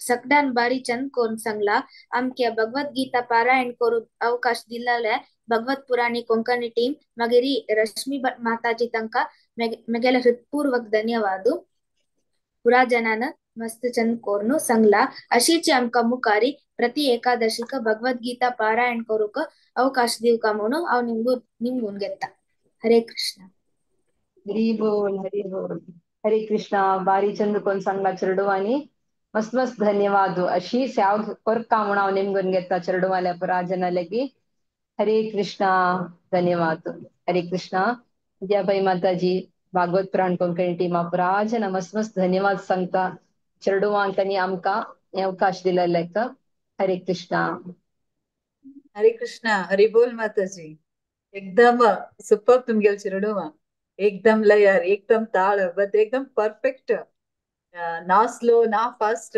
एकदम खुशी जाता चिरडुवाला रियली भारी खुशी जाल म्हाका पूरा चिरडुवान भारी चंद कोण सांगला लायक प्रॅक्टिस करता आसतना म्हाका जीव कळता भारी चंद कोण म्हाजेला एकूच्या खुशी जालें आमकां श्रवण करच्या तुम्ही भागी दिलें पूरा चिरडुवांक भगवत पुराणा कोंकणी तर्फे मस्त मस्त धन्यवाद पूरा चिरडुवांक दैविक पुराजन येयाची अशी तुमगे सेव दियाची म्हणून निमून घेता प्रेरणा मकुडगासना नाव पुरा चिरडुवाले बट पूरा जनान भारी चंद कोण सांगना मस्त धन्यवाद रश्मी भट माताजी तुम्ही एनकरेज अशी कराची मुखार मुखार आमगे चिरडुवा आमगे नागतो बाई मस्यन आसा चिरडुवा तांक पुरा सुदियाची पुरा उट्ट कराची भगवत पुराणा कोंकणी तांगेली एक लायक मौका दिला चिरडुवांक आमके एक अवकाश दिला सो तुम्ही ताजी हें करता आसाची उपयोग करून घेता आसाची मस्त धन्यवाद रश्मी भट माताजी तुमकां हरे कृष्णा हरी बोल हरे कृष्णा थँक्यू माताजी नेक्स्ट आता आमी इकरा चॅप्टरा वच्चा विश्वरूप दर्शन योगा संगू येता आसाची 1 to 6 विजया भट माताजी 7 to 12 कलावती उदानी माताजी 13 to 18 आशा नायक माताजी 19 to 24 स्फूर्ति माताजी 25 to 30 आरती प्रभु माताजी 31 to 36 सुपर्णा भट माताजी 37 to 42 सुमिता भट माताजी 43 to 49 देवकी कामत माताजी 50 to 55 प्रतीक्षा प्रभु हरे कृष्णा विजया भट माताजी तुम शुरू करिए था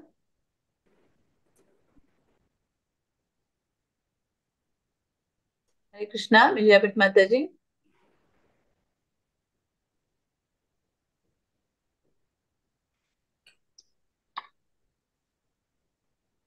जॉइन जॉइन निष्पाय विजया भट माताजी हरे कृष्णा हाँ वही बेस कौन संत सर माताजी हांव सांगलें माताजी आमी गेल मला चुकला म्हाका कळना सास म्हणून सांगतोय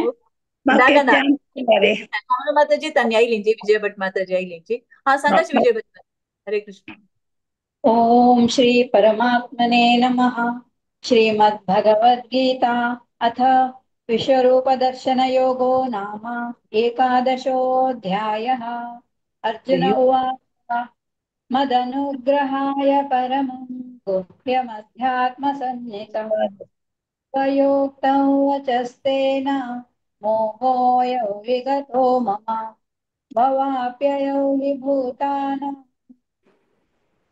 श्रुतौ विस्तरशो मया तत्त्वकमलपत्राक्ष महात्म्यमपि चाव्ययम् एवमेतद्यथार्थत्वम् आत्मानं परमेश्वर द्रष्टुमिच्छामि ते रूपम् ऐश्वरं पुरुषोत्तम मन्यसे यदि तच्छक्यं मया द्रष्टुमिति प्रभो योगेश्वर तथो मे त्वं दर्शयात्मानमव्ययम् श्रीभगवानुवाच पश्य मे पार्थरूपाणि शतशोथसहस्रशः नानाविधानि दिव्यानि नानावर्णाकृतीनि च पश्यादित्यान् वसून् रुद्रान् अश्विनौ मरुतस्तथा बहून्यदृष्टपूर्वाणि पश्याश्चर्याणि भारत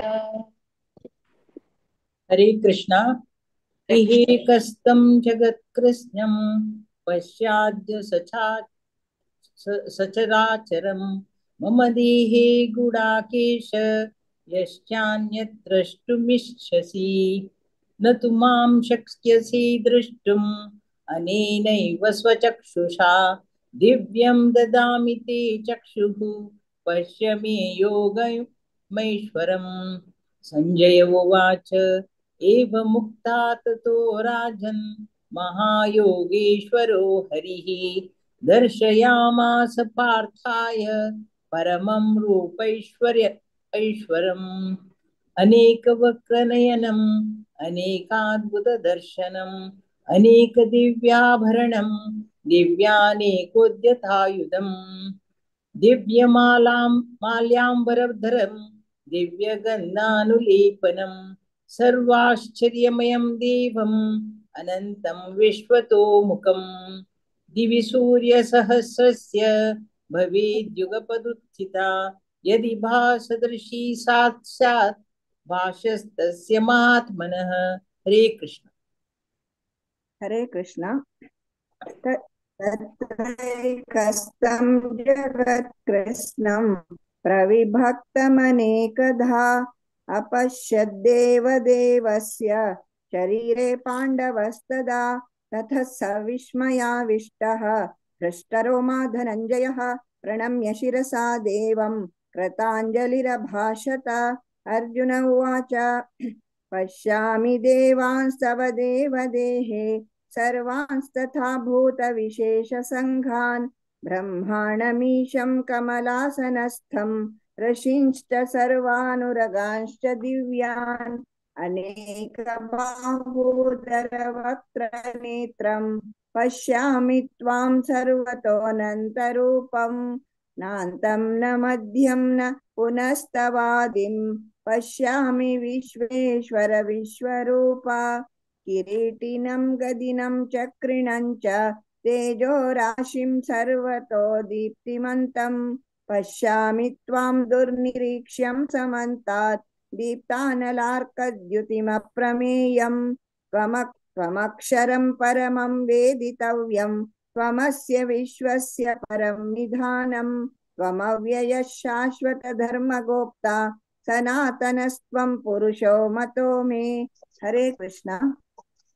अनादिमध्यान्तमनन्तवीर्यम् अनन्तबाहुं शशिसूर्यनेत्रं पश्यामि त्वां दीप्तहुताशवक्त्रं स्वतेजसा विश्वमिदं तपन्तम् द्यावा पृथिव्योरिदमन्तरं हि व्याप्तं त्वयैकेन दिशश्च सर्वाः दृष्ट्वाद्भुतं रूपमुग्रं तवेदं लोकत्रयं प्रव्यतीतं महात्मन् अमीहि त्वां सुरसङ्गा विशन्ति केचित् भीता प्राञ्जलयो गृह्णन्ति स्वस्तीत्युक्त्वा महर्षिसिद्धसङ्गाः स्तुवन्ति त्वां स्तुतिभिः पुष्कलाभिः। श्यामला माताजी संचसला सांगा तुम्ही 22, 23, 24. रुद्रादित्या वसवो ये च साध्या विश्वेश्विनौ मरुतश्चोश्चपाश्च गन्धर्व यक्षासुरसिद्धसङ्गा वीक्षन्ते त्वां विस्मिताश्चैव सर्वे रूपं महत्ते बहुवक्त्रनेत्रं महाबाहो बाहुरापादं बहुदरं बहुद्रष्ट्राकरालं द्रष्टालोकं प्रव्यतितास्तथाहं नभस्पर्शं दीप्तमनेकवर्णं व्याप्याननं दीप्तविशालनेत्रं दृष्ट्वा हि त्वां प्रव्यतितान्तरात्मा धृतिं न विन्दामि शमं विष्णोः हरे दृष्ट्वा कृष्ण। करालानि हरे हरे कृष्ण। हरे कृष्ण। दृष्ट्वा करालानि च ते मुखानि दृष्टैव कालानलसन्निभानि दिशो न जाने न लभे च शर्म प्रसीद देवेश जगन्निवास अमीच्य त्वां धृतराष्ट्रस्य पुत्राः सर्वे सचैवावनिपालसङ्गैः भीष्मो द्रोणः सूतपुत्रस्तथासौ स्वसहास्मदीयैरपि योधमुख्यैः वक्त्राणि ते त्वरमाणा विशन्ति दृष्ट्वा करालानि भयानकानि केचिद्विलग्ना दशनान्तरेषु सन्दृश्यते चूर्णितैरुत्तमाङ्गैः यथा नदीनां बहुमुग्मवेगाः समुद्रमेवाभिमुखा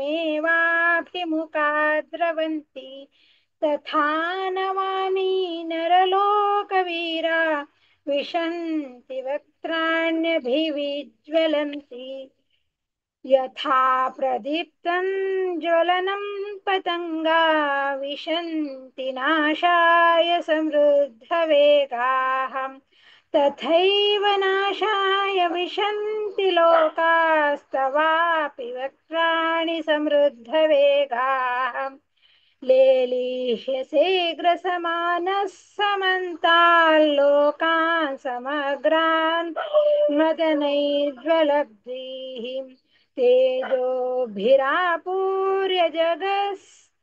जगः समग्रं भासस्तमोग्राः प्रतपन्ति विष्णोः।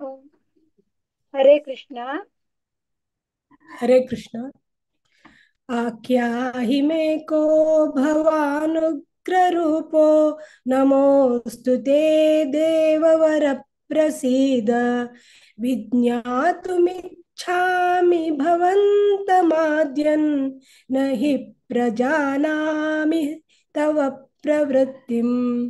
श्रीभगवानुवाच कालोऽस्मि लोकक्षयकृत् प्रवृद्धो लोकान् समाहर्तुमिह प्रवृत्तः ऋतेऽपि त्वा न भविष्यन्ति सर्वे एव स्थिताः प्रत्यनिकेषु योधाः तस्मात् त्वमुत्तिष्ठ यशो लभस्व जित्वा शत्रून् भुङ्क्ष्व राज्यं समृद्धम् मयैवैते निहताः पूर्वमेव निमित्तमात्रं भव सव्यसाचिन् द्रोणैं च भीष्मैं च जयद्रथैं च कर्णं तथान्यानपि योध वीरान् मया हतांस्त्वयि जहिमा व्यतिष्ठा युध्यस्व जेतासि रणे सपत्नान्। संजय उवाच एतच्छ्रुत्वा वचनं केशवस्य कृताञ्जलिर्वेपमानः किरीटी नमस्कृत्वा भूय एवाह कृष्णं सगद्गदं भीतः प्रणम्य। अर्जुन उवाच स्थाने ऋषिकेश तव प्रकीर्त्या जगत्प्रहृष्यत्यनुरज्यते च रक्षांसि भीतानि दिशो द्रवन्ति सर्वे नमस्यन्ति च सिद्धसङ्घाः। हरे कृष्ण।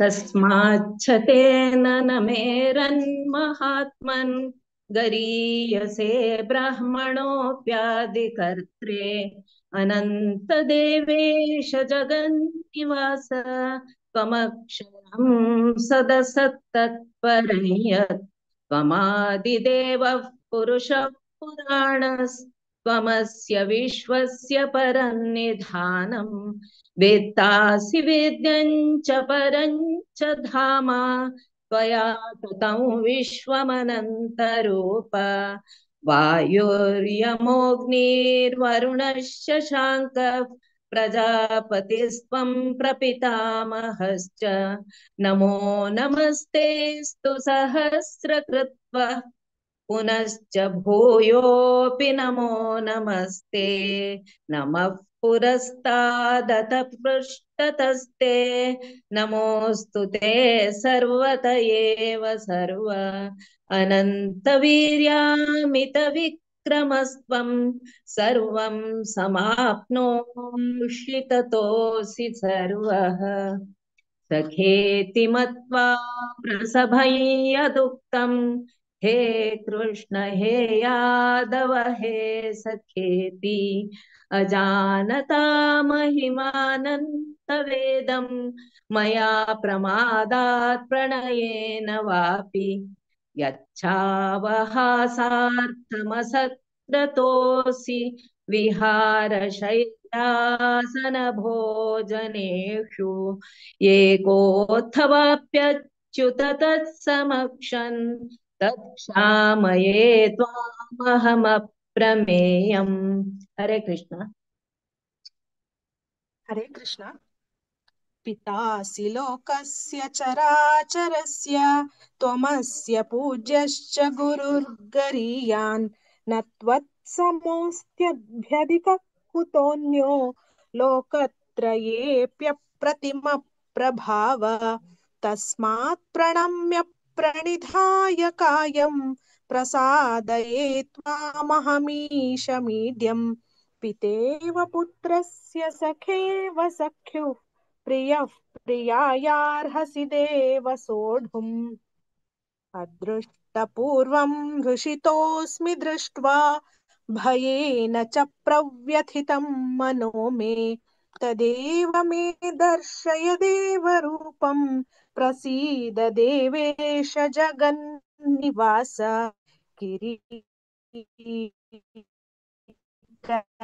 रङ्गदिनञ्जवान् द्रष्टुमहं तथैव तेनैव रूपेण चतुर्भुजेन सहस्रबाहो भव विश्वमूर्ते। श्रीभगवानुवाच मया प्रसन्नेन तवार्जुनेदं रूपं परं दर्शमात्मयोगात् तेजोमयं विश्वमनन्तमाद्यै यन्मे त्वदन्येन न दृष्टपूर्वम् न वेद्य यज्ञाध्ययनेर्न ध्यानैर्न च क्रियाभिर्न तपोभिरुग्रैः एवं रूपः शक्य अहन्नृलोके द्रष्टुं त्वदन्येन कुरु प्रवीर मा ते व्यथा मा च विमूढभावो दृष्ट्वा रूपं घोरमिदं ममेदं व्यपेतभिः प्रीतमनः पुनस्त्वं तदेव मे रूपमिदं प्रपश्य। हे कृष्ण। हरे कृष्ण। सञ्जय उवाच इत्यर्जुनं वासुदेवस्ततोक्त्वा स्वकं रूपं दर्शयामास भूयः आश्वासयामास च भीतमेनं भूत्वा पुनः सौम्य वपुर्महात्मा। अर्जुन उवाच दृष्ट्वेदं मानुषं रूपं तव सौम्यं जनार्दन इदानीमस्मि संवृत्तः प्रकृतिं गतः। श्रीभगवान् उवाच सुदुर्दर्शनमिदं रूपं दृष्टवानसि यन्मम देवा अप्यस्य रूपस्य नित्यं दर्शनकाङ्क्षिणः नाहं वेदैर्न तपसा नादानेन न चेज्ञया शक्य एव विधो द्रष्टुं दृष्टवानसि मां यथा भक्त्या त्वनन्यशक्या अहमेवं विधोऽर्जुन ज्ञातुं द्रष्टुं च तत्त्वेन प्रवेष्टुं च परन्तप मत्कर्म कृन्मत्परमो मद्भक्तः सङ्गवर्जितः निर्वैरः सर्वभूतेषु यः स मामेति पाण्डव। ॐ तत्सदिति श्रीमद्भगवद्गीतासु उपनिषत्सु ब्रह्मविद्यायां योगशास्त्रे श्रीकृष्णार्जुनसंवादे विश्वरूपदर्शनयोगो नाम एकादशोऽध्यायः। हरे कृष्ण कृष्ण कृष्ण हरे हरे हरे राम राम राम हरे हरे। హరే కృష్ణ. హరి చందుకోన్ పురాజన ఇక్కడ అధ్యాయు చందుకోన్ మధ్యన स्पेशली विजया भट माताजी मस्त मस्त धन्यवाद आणि देवकी कामत माताजी तुमका लास्ट मोमेंट तक एक हाफ एन अवर पुढे सांगितलं सो मस्त मस्त धन्यवाद तुम्ही हें केलें यो तुमगे टाइम काडून तुमी पठण करची आयलींची सो अशी मुखारची एकादशीका प्रती एकादशीका तुमी तुमगे सेव दिवका म्हण हांव निमून घेता मस्त मस्त धन्यवाद तशीच स्फूर्तीपय माताजी मस्त धन्यवाद माताजी तुम्ही श्यामला माताजी तुम्ही श्लोका दिले म्हाका दिवचे जायनी आशिल्ले सो मस्त मस्त धन्यवाद स्फूर्तीपय माताजी श्यामला माताजी तुमकां मस्त धन्यवाद तुम्ही आपटी तुमगे श्लोक चुकली म्हळेली जाल्यार तुमकां स्फूर्तीपय माताजी ना तुमकां सांगच्या एक अवकाश दिलो मस्त धन्यवाद श्यामला माताजी तशें जी कलावती अवधानी माताजी आशा नायक माताजी आरती प्रभू माताजी सुपर्णा भट माताजी सुमिता भट माताजी प्रतीक्षा प्रभू मस्त मस्त धन्यवाद भारी चंद कोण तुम्ही वाजेना तो अशींच प्रति एकादशी तुमगे येवका म्हण हांव निमून घेता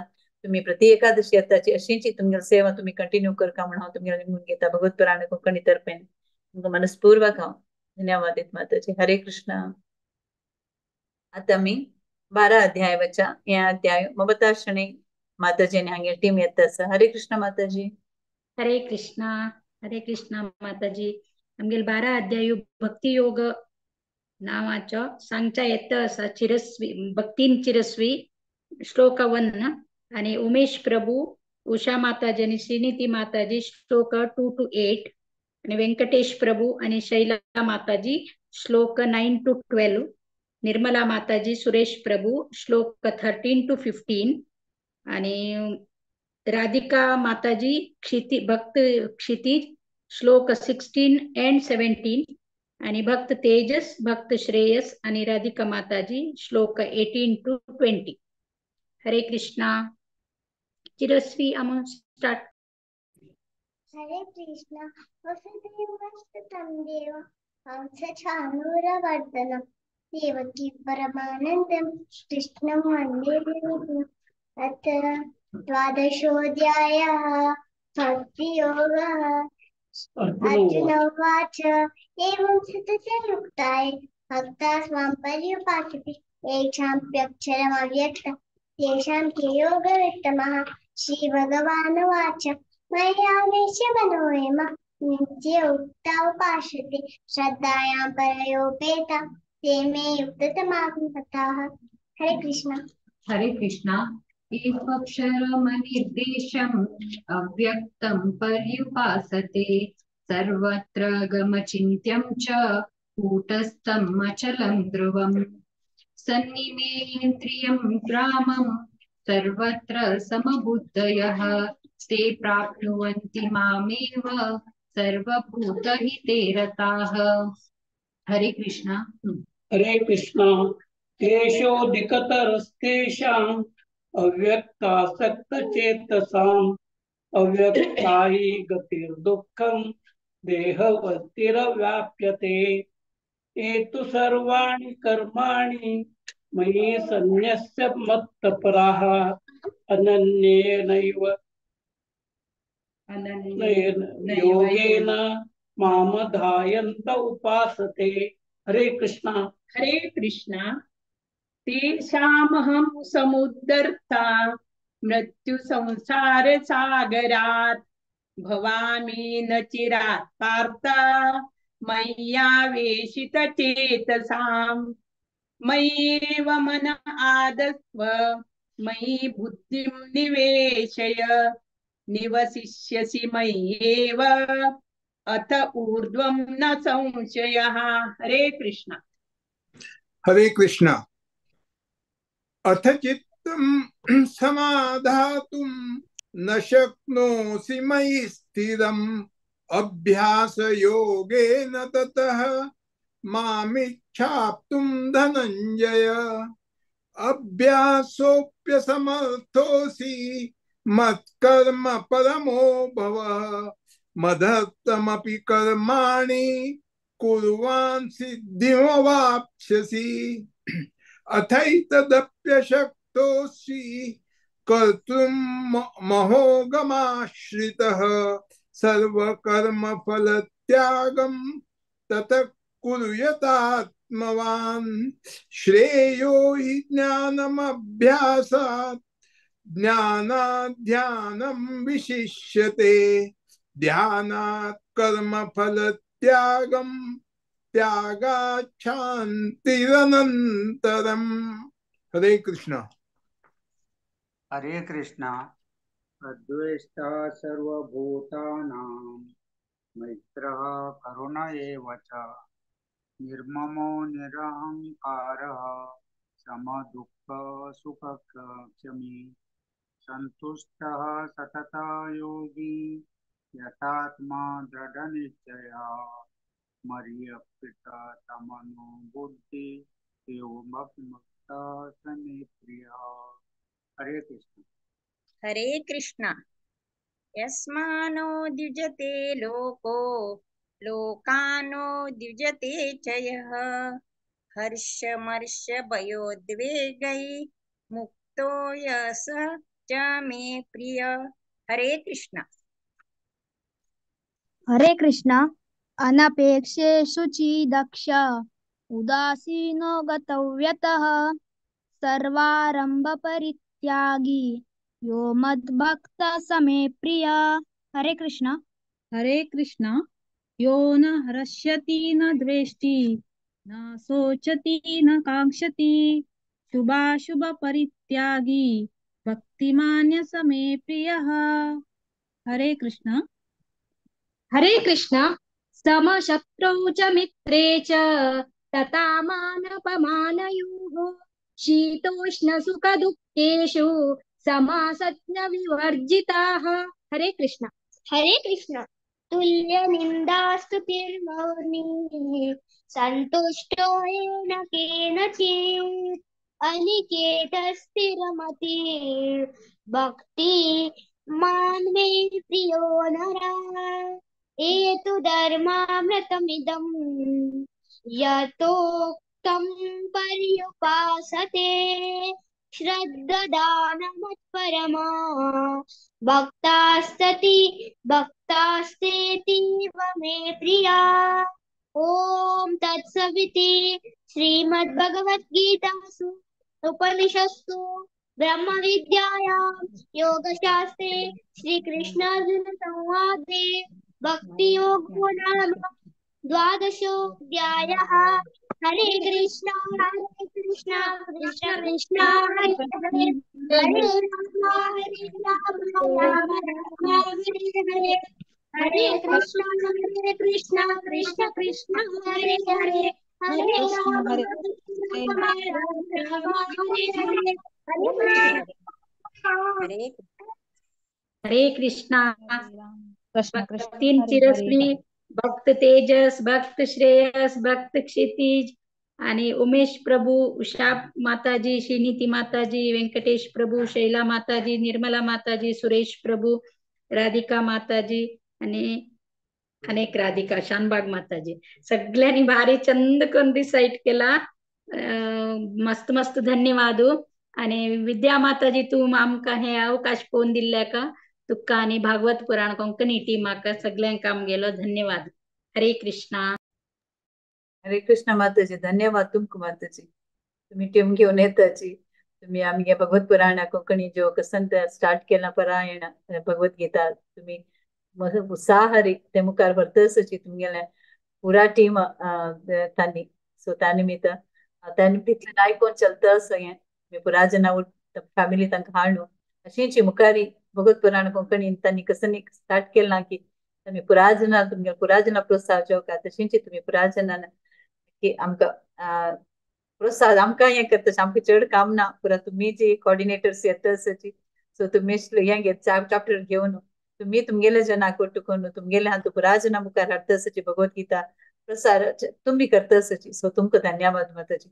भगवत पुराण कोंकणी तर्फे अशींची तुम्ही तुमगेली सेवा कंटिन्यू कराची म्हणून हांव निमून घेता भगवत पुराण कोंकणी तर्फे राज परिवाराक मस्त मस्त धन्यवाद देता. हरे कृष्ण. हरे कृष्ण. आता 13 अध्याय वच पुढे एक अनाउन्समेंट करता हांव. हरे कृष्ण. भगवत प्रवाह सिरीज 25 एप्रिल फ्रायडे परां शुक्रारा 8:30 इंडिया टायमाक चलता आसा टॉपिक प्रेशियस ज्युवेल म्हणून and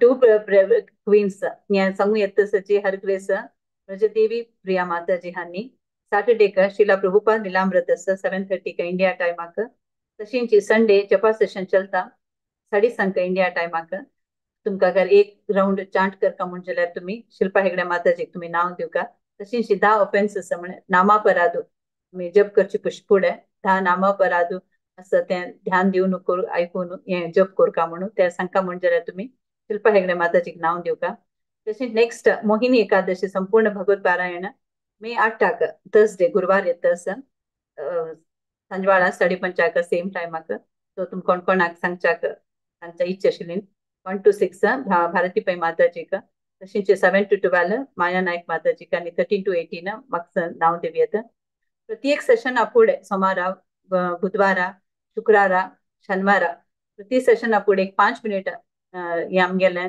संकीर्तन असता हरिनाम संकीर्तन असता सो 5 मिनिट तुमगेला हरे कृष्ण महामंत्र असता खंयचे रागारी तुम्ही सांगेता बरे 5 मिनिट सांगता म्हण जाल्यार जय हरग्रेस जय गौरांगी माताजी म्हणजे आमगे जयंती नायक माताजीक नाव दिवको म्हणून म्हणून घेता तशी भगवत पुराणा कोंकणी त्यांनी मॅरेज ब्युरो स्टार्ट केला त्याचे डिटेल्स कॉन्टॅक्ट तुमकां जावका जाल्यार हरग्रेस ब्रजगोपी माताजीक आणि हरग्रेस राधिका भाव माताजीक नाव दिवका नेक्स्ट वैष्णव भजन संध्या 1 मे म्हणजे गुरुवारा आसा सो 8:30 इन इंडिया टायमाक चिरडुमान स्पेशल आसा हरे कृष्ण महामंत्र सो पुराजन हाक तुम्ही जॉईन जावका म्हणून घेता तशी आता नेक्स्ट 13 अध्याय तकून भारती पै माताजी तांकां हँड ओवर करता हरे कृष्ण माताजी हरे कृष्ण धन्यवाद माताजी 13 अध्याय क्षेत्रज्ञ विभाग योग संघ कमगल उट्टासची रामकृष्ण प्रभुजी अरे तंगल टीम हरे कृष्ण प्रभुजी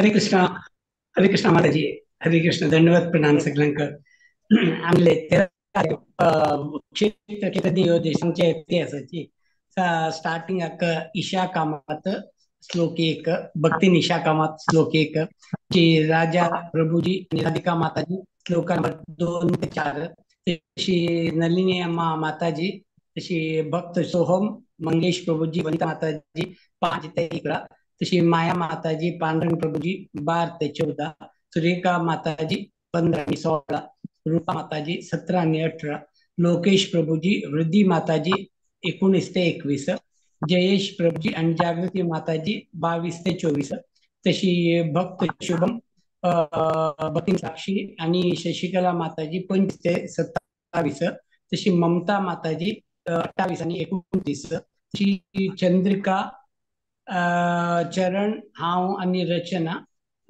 30 ते 35 ओवर टू यू ईशा बाबू हरे कृष्ण ओम श्री परमात्मने नमः अथ त्रयोदशोऽध्यायः क्षेत्रज्ञ विभाग योग श्री भगवानुवाच इदं शरीरं कौन्तेय क्षेत्रमित्यभिधीयते एतद्यो वेत्ति तं प्राहुः क्षेत्रज्ञ इति तद्विदः क्षेत्रज्ञं चापि मां विद्धि सर्वक्षेत्रेषु भारत क्षेत्रज्ञ यो ज्ञानं यत्तज्ज्ञानं मतं मम हरे कृष्ण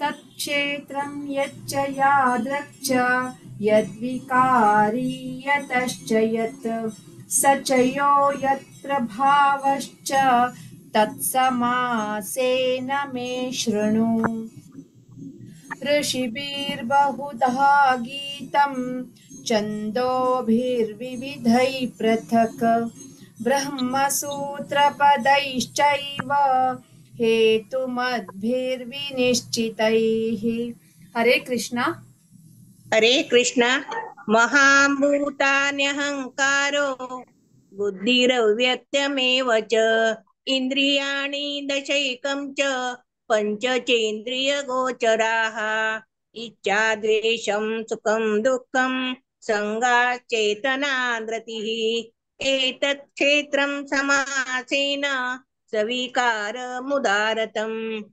अमानित्वमदम्बित्व महिंसा क्षान्तिरार्जवम् आचार्योपासनं शौचं स्थैर्यमात्मविनिग्रह इन्द्रियार्थेषु वैराग्य मनहंकार एव च जन्म मृत्यु जरा व्याधि दुःख दोषानुदर्शनम्। हरे कृष्ण। हरे कृष्णा असक्तिरनभिष्वङ्गं पुत्रधारगृहादिषु नित्यं च समर्चित्वं मिष्टानिष्टापपत्तिषु मयि चानन्ययोगेन भक्तिरव्यभिचारिणी विविक्तदेशसेवित्वं मरति तर्जन संसदि। हरे कृष्णा। हरे अद्य अध्यात्मज्ञाननित्यत्वं तत्त्वज्ञानार्थदर्शनम् एतज्ज्ञानमिति प्रोक्त मज्ञानं यततोऽन्यथा। हरे कृष्ण।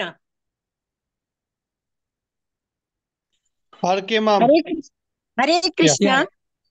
ज्ञेयं यत्तत्त्वामि यज्ञात्वामृतमश्नुते अनादिमत्परं ब्रह्म न सत्तानासदुच्यते सर्वतः पाणिपादं तत्सर्वतोक्षिशिरोमुखं सर्वतः श्रुतिमल्लोके सर्वमावृत्य तिष्ठति सर्वेन्द्रियगुणाभासं सर्वेन्द्रियविवर्जितम् असक्तं सर्वभृत्येव निर्गुणं गुणभोक्तृ च। हरे कृष्ण। हरे कृष्णा। हरे कृष्णा। सर्वेन्द्रियगुणाभासं सर्वेन्द्रियविवर्जितम् असक्तं सर्वभृतैश्चैव निर्गुणं गुणभोक्तृ च बहिरन्त च भूतानाम् अचरं चरमेव च सूक्ष्मात्मं तत् अविज्ञेयं दूरस्थं च अनिकेतवत्। हरे कृष्णा। हरे कृष्णा। अविभक्तं च भूतेषु विभक्तमिव च स्थितं भूतभत्र च तज्ज्ञेयं ग्रसिष्णु प्रभविष्णु च ज्योतिषामपि तज्ज्योति स्तमसः परमुच्यते ज्ञानं ज्ञेयं ज्ञानगम्यं हृदि सर्वस्य धिष्ठितं। हरे कृष्णा।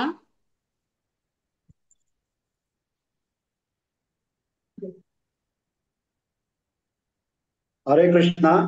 इति क्षेत्रं तथा ज्ञानं ज्ञेयं चोक्तं समासतः मद्भक्त एतद्विज्ञाय मद्भावोपपद्यते प्रकृतिं पुरुषं चैव विध्यनादि उभावपि विकारांश्च गुणांश्चैव विद्धि प्रकृति संभवान् कार्यकरणकर्तृत्वे हेतु प्रकृतिरुच्यते पुरुषः सुख दुःखानां भोक्तृत्वे हेतुरुच्यते।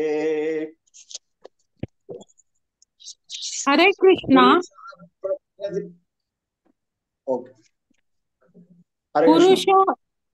पुरुषः प्रकृतिस्थो हि भुङ्क्ते प्रकृतिज्ञानगुणान् कारणं गुणसङ्गोऽस्य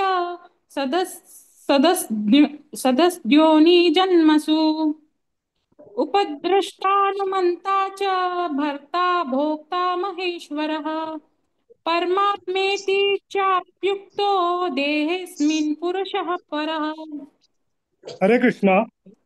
य एवं वेत्ति पुरुषं प्रकृतिं च गुणैः सह सर्वथा वर्तमानोऽपि न स भूयो विजायते।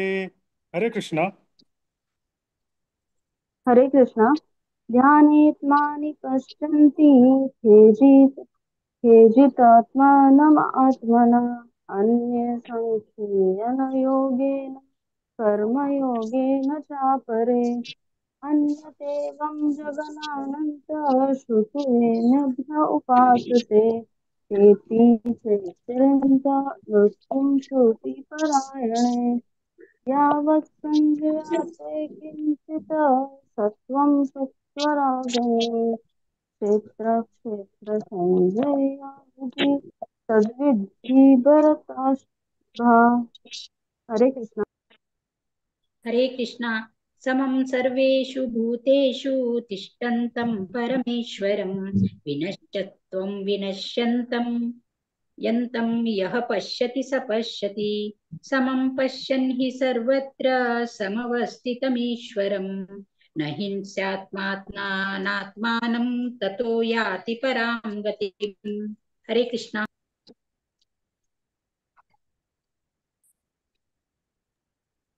हरे कृष्णा। प्रकृतैव च कर्माणि क्रियमाणानि सर्वशः यः पश्यति तथात्मानं स पश्यति यदा भूतपृथग्भाव एकतमानुपश्यति तत एव च विस्तारं ब्रह्म सम्पद्यते तदा। हरे कृष्णा। हरे कृष्णा। अनादिपान गुणत्वात् परमात्मायमव्यय शरीरस्थो कौन्तेय न करोति न लिप्यते यथा सर्वगतं सौक्ष्मम् आकाशां नोपलिप्यते सर्वत्रावस्थितो देहे तथात्मानोपलिप्यते। हरे कृष्णा। हरे कृष्णा।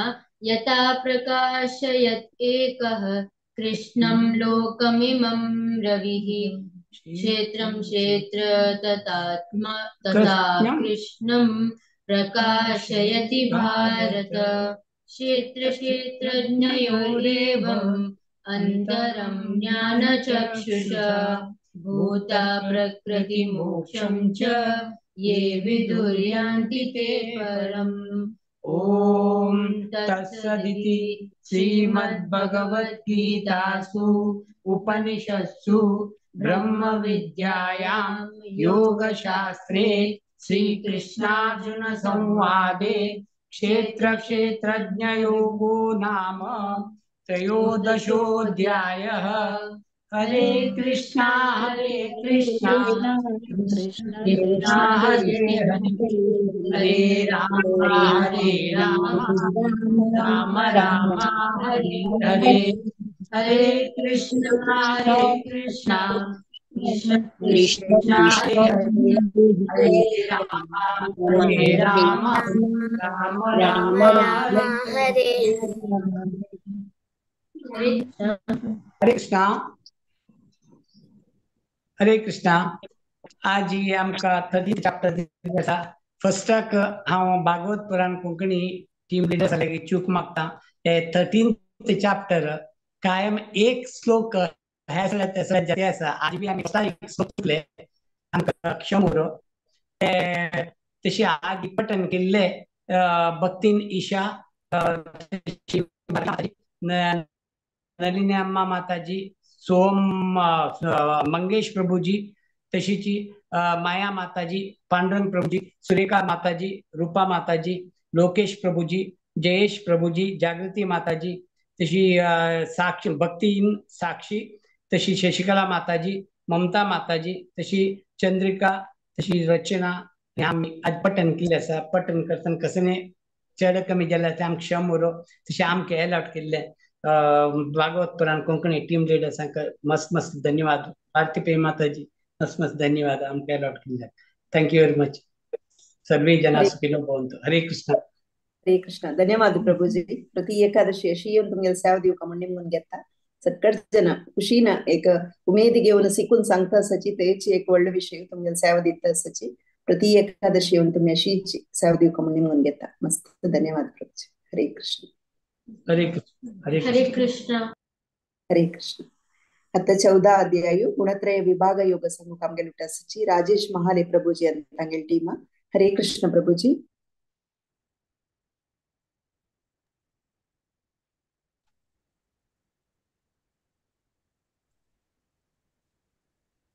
हरे कृष्ण प्रभुजी. हरे कृष्ण हरे कृष्ण. तुमगे नेट नाइस असता सॉरी. हरि ओम. आयच्या आमगे गुणत्रय विभाग योग 14वा अध्यायक आम्ही चांट करच्याक येत आसा 1 to 8 दीपाजी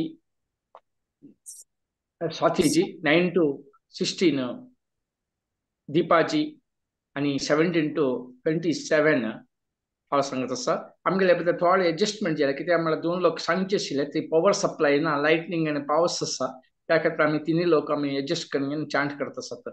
over to Swatiji. Hare Krishna. अथ चतुर्दशोऽध्यायः गुणत्रयविभागयोगः. श्रीभगवानुवाच परं भूय प्रवक्ष्यामि ज्ञानानां ज्ञानमुत्तमम् यज्ञात्वा मुनयः सर्वे परां सिद्धिमितो गताः.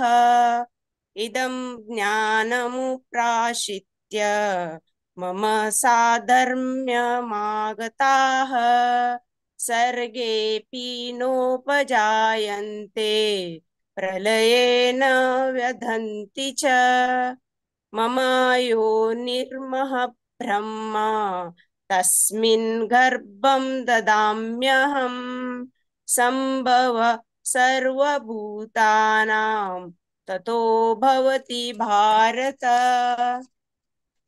सर्वयोनिषु कौन्तेय मूर्तयः सम्भवन्ति याः तासां ब्रह्म महद्योनिः अहं बीजप्रदः पिता.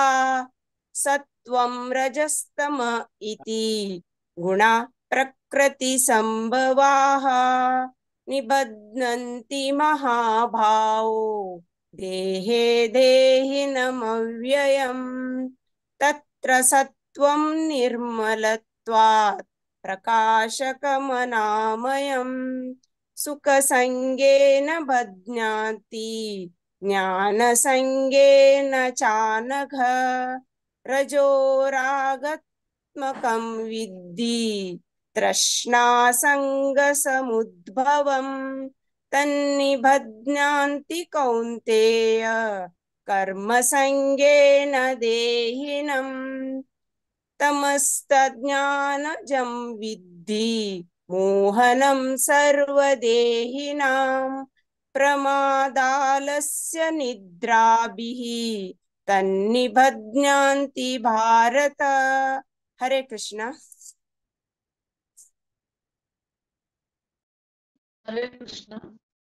सत्त्वं सुखे संजरति रजकर्मणि भारत. ज्ञानमावृत्य भूतमः प्रमादे संजयत्युत. रजस्तमश्चाभिभूय सत्त्वं भवति भारत. रजसत्त्वं नश्येव तमसत्त्वं रजस्तथा. सर्वधारेषु देहेऽस्मिन् प्रकाशः उपजायते. ज्ञानं यदा तदा विद्यात् विवृद्धं सत्त्वमित्युत. लोभः प्रवृत्तिरारम्भः कर्मणामशमः स्पृहा. रजस्येतानि जायन्ते विवृद्धे भरतर्षभ. अप्रकाशो प्रवृत्तिश्च प्रमादो मोह एव च. तमस्येतानि जायन्ते विवृद्धे कुरु नन्दन. यदा सत्त्वे प्रवृद्धिषु प्रदम्याति देहभृत् तदोत्तमविदां लोकान् अमलान् प्रतिपद्यते. रजसि प्रलयं गत्वा कर्मसङ्गिषु जायते. तथा प्रलीनस्तमसि मूढयोनिषु जायते. कर्मण सुखस्याहुः सात्विकं निर्मलं फलम्. रजसस्तु फलं दुःखम् अज्ञानं तमसः फलम्. हरे कृष्ण. सत्त्वा सञ्जायते ज्ञानम् रजसो लोभ एव च प्रमादमोहं तमसः भवतो ज्ञानमेव च ऊर्ध्वं गच्छन्ति सत्त्वस्थाः मध्ये तिष्ठन्ति राजसाः जघन्यगुणवृत्तस्ताः अधो गच्छन्ति तामसाः नान्यं गुणेभ्यः कर्तारं यदा द्रष्टानुपश्यते गुणेभ्यश्च परं वेत्ति मद्भावं सोऽधिगच्छते गुणेनेतां तित्यत्रिं देहि देहसमुद्भवान् जन्म मृत्युजरा दुःखैः विमुक्तो मृतमश्नुते अर्जुन उवाच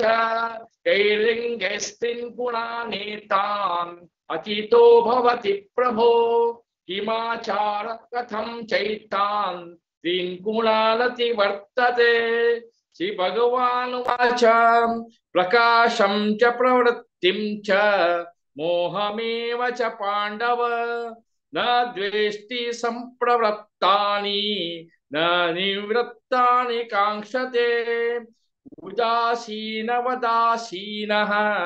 गुणैर्यो न विचाल्यते गुणा वर्तन्त इत्येव योऽवतिष्ठति नेङ्गते समदुःखसुख स्वस्थः समलोष्टास्मकाञ्चनः तुल्यप्रिया प्रियो धीरः तुल्यनिन्दात्मसंयमी मानापमानयोस्तुल्यः तुल्यो मित्रारिपक्षयोः सर्वापरित्यागी गुणातीतः स उच्यते मां च यो विचारेण भक्तियोगेन सेवते स गुणान् समतीतेतान् ब्रह्मभूयाय कल्पते ब्रह्मणो हि प्रतिष्ठाहम् अमृतस्यावयश्च च शाश्वतश्च च धर्मश्च च ॐ तत्सत् इति मद्भगवद्गीतासु उपनिषत्सु ब्रह्मविद्यायां योगशास्त्रे श्रीकृष्णार्जुनसंवादे भागयोगो नाम चतुर्दशोऽध्यायः। हरे कृष्ण कृष्ण कृष्ण कृष्ण हरे हरे हरे राम राम राम हरे हरे हरे कृष्ण। भागवत पुराणाचं आमचे एक अवकाश 14 अध्याय पारायण करण्याचं दीपाजी आणि स्वातीजी आणि आम्ही छंदी असत आमका अवकाश दिल्या कोकणी भागवत पुराणाचा अनंत धन्यवाद करतो सर। हरे कृष्ण ಹರೇ ಕೃಷ್ಣ. ಧನ್ಯವಾದ ಪ್ರಭುಜಿ. ಪ್ರತಿ ಏಕಾದಶಿಯನ್ನು ಉಮೇದಿನ ತಿಂಗಳ ಟೀಮ್ ಪಾರ್ಟಿಸಿಪೇಟ್ करताची अशी प्रति एकादशी मुखारी येऊन सेवा दिवका म्हणणे म्हणून घेता सगळे जण बारी छंद करून डिसाइड केला नंतर धन्यवाद प्रभुजी. हरे कृष्ण. आता 15 अध्याय पुरुषोत्तम प्राप्ती योग संघ कामगलुट्टसची माया अरविंद मल्ल्या माताजी आणि तंगल टीम. हरे कृष्ण माताजी. हरे कृष्ण. 15 अध्याय पुरुषोत्तम योग पठन करो कहते हैं सती 1 to 7 Sadanand Prabhuji 8 to 13 half सांगते 14 to 20 सुमित्रा माताजी. हरे कृष्ण. सदानंद प्रभुजी नेट मेहता मन दिसता प्रभुजी का. सुमित्रा माताजी 1 to 4 सांगतावे. हरे कृष्ण. सुमित्रा माताजी संकवे माताजी कोणी नांजले मग सांगू. 1 to 4 सांगतावे. हां सांगता ओके ओके. श्री परमात्मने नमः. श्रीमद्भगवद्गीता अथ पंचदशोऽध्यायः. श्री भगवानुवाच ऊर्ध्वमूलमधः शाखम् अश्वत्थं प्राहुरव्ययम् छन्दांसि यस्य पर्णानि यस्तं वेद स वेदवित् अधश्चोर्ध्वं प्रसृतास्तस्य शाखा गुणप्रवृद्धा विषयप्रवालाः अधश्च मूलान्यनुसन्ततानि कर्मानुबन्धीनि मनुष्यलोके न रूपमस्येह तथोपलभ्यते नान्तो न चादिर्न च सम्प्रतिष्ठा अश्वत्थमेनं सुविरूढमूलम् असङ्गशस्त्रेण दृढेन चित्वा ततः पदं तत्परिमार्गितं ये यस्मिन् गता न निवर्तन्ति भूयः तमेव चाद्यं पुरुषं प्रपद्ये यतः प्रवृत्ति प्रसृता पुराणी। हरे कृष्ण। हरे कृष्ण। निर्मानमोहाजितसङ्गदोषाः आध्यात्मनित्या विनिवृत्तकामाः द्वन्द्वैर्विमुक्ता सुखदुःखसञ्ज्ञै गच्छन्त्यमूढा पदमव्यतत् न तद्भासयते सूर्यो न शशाङ्को न पावकः यद्गत्वा न निर्वतन्ते तद्धाम परमं मम ममैवांशो जीवलोके जीवभूत सनातनः मन षष्ठान्द्रियाणि प्रकृतिस्थानि कर्षन्ति शरीरं यदवाप्नोति यच्चाप्युच्चामतीश्वरः गृहीत्वैतानि संयाति वायुर्गन्धानि वाशयात् श्रोत्रं चक्षुः स्पर्शनं च रसनं प्राणमेव च अधिष्ठाय मनश्चायं विषयानुपसेवते उद्यामन्तं स्थितं वापि भुञ्जानं वा गुणान्वितं विमूढानानुपश्यन्ति पश्यन्ति ज्ञानचक्षुषः यतन्तो योगिनश्चैनं पश्यन्त्यात्मन्यवस्थितं यतन्त्योऽप्यकृतात्मानः नैनं पश्यन्त्यचेतसः यदादित्यगतं तेजो जगद्भासयथेऽखिलं यच्चन्द्रमसि यच्छाग्नौ तत्तेजो विद्धि मामकम् गामाविश्य च भूतानि धारम्योजसा पुष्टामि औषधी सर्वाः सोमो भूत्वा रसात्मकः। हरे कृष्णा। अहं वैश्वानरो भूत्वा प्राणिनां देहमाश्रितः प्राणापान समायुक्तः पचामन्यं चतुर्विधं सर्वस्य चाहं हृदि सन्निविष्टः मत्तस्मृतिज्ञानं पोहनं च वेदैश्च सर्वैरहमेव वेद्यः वेदान्तकृद्वेदविदेव चाहम् द्वामिमौ स पुरुषौ लोके क्षरश्चाक्षर एव च क्षर सर्वाणि भूतानि कूटस्थोऽक्षर उच्यते उत्तमपुरुषस्तन्यः परमात्मेत्युदाहतः यो लोकत्रयमाविश्य बिभर्तव्य ईश्वरः यस्मात् क्षरमतीतोऽहम् अक्षरादपि चोत्तमः अतोऽस्मि लोके वेदे च प्रतिथः पुरुषोत्तमः यो मामेवमसम्मूढः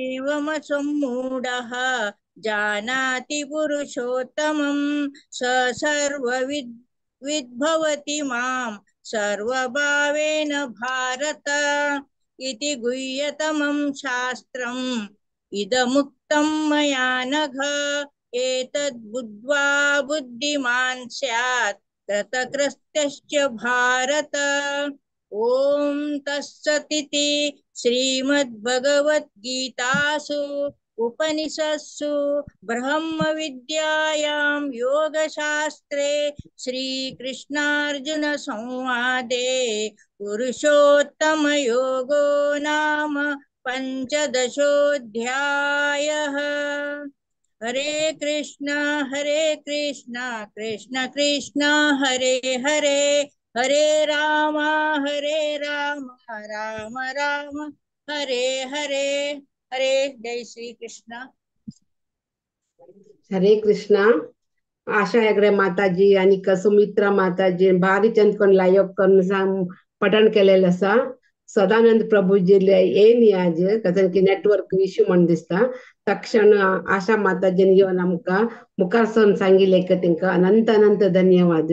हे अवकाश दिले कोंकणी माता कोंकणी भागवत पुराणाक बी अनंत अनंत धन्यवाद. धन्यवाद माताजी. आशा माताजी तुमका. हरे कृष्ण. ठीक आहे, सौभाग्य माताजी. त्या टाइमवर कसं की मग चान्स मिळला. ओके हरे कृष्ण. ಹರೇ ಕೃಷ್ಣ. ಅನಂತ ಧನ್ಯವಾದ. ಸಕ್ಕಟ್ ಜನ ಬಾರಿ ಚಂದ ಕೊಂಡು ಸೈಡ್ ಕೆಲ ಧನ್ಯವಾದ ಮಾಯಾ ಮಾತಾಜಿ. ಪ್ರತಿ ಏಕಾದಶಿ येऊन तुमच्या टीम घेऊन तुम्ही साथ देताची अशी मुखारी येऊ का. अनंत अनंत धन्यवाद. हरे कृष्ण. हरे कृष्ण. आता 16 अध्याय दैवासुर संपद विभाग योग सांगू कामगेलोटाची 1 to 6 श्लोक शिल्पा शणै माताजी, 7 to 12 स्वाति शणै माताजी, 13 to 18 रचना शर्मा माताजी, 19 to 24 श्लोक दिव्या कामत माताजी. हरे कृष्ण माताजी. शिल्पा शणै. हरे कृष्ण. ओम नमो भगवते वासुदेवाय. अथ षोडशोऽध्यायः. श्री भगवानुवाच.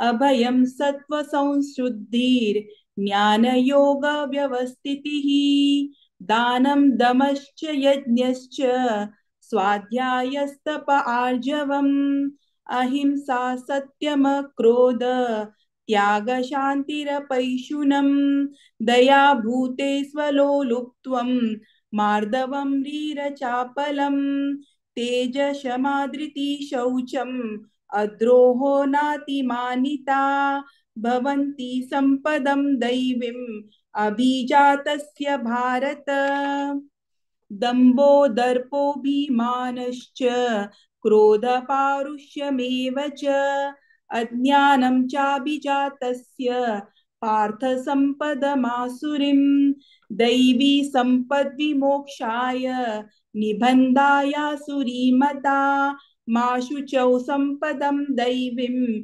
अभिजातोऽसि पाण्डव द्वौ सर्गौ लोकेऽस्मिन् दैव आसुर एव च दैवो विस्तरशा प्रोक्त आसुरं पार्थ मे शृणु. हरे कृष्ण. हरे कृष्ण. प्रवृत्तिं च निवृत्तिं च ज्ञानं न विदुरासुराः न शौचं नापि चाचारो न सत्यं तेषु विद्यते असत्यम् अप्रतिष्ठं ते जगदाहुरनीश्वरम् अपरस्परसम्भूतं किम् अन्यत् कामहैतुकम् एतां दृष्टिम् अवष्टभ्य नष्टात्मनो अल्पबुद्धयः प्रभवन्ति उग्रकर्माणः क्षयाय जगतो हिताः कामम् आश्रित्य दुष्पूरं दम्भमानमदान्विताः मोहाद् गृहीत्वा सद्ग्रहान् प्रवर्तन्ते शुचिव्रताः चिन्ताम् अपरिमेयां च प्रलयान्ताम् उपाश्रिताः कामोपभोगपरमा एतावत् इति निश्चिताः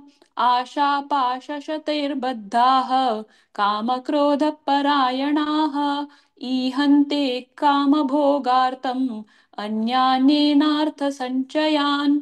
हरे कृष्ण.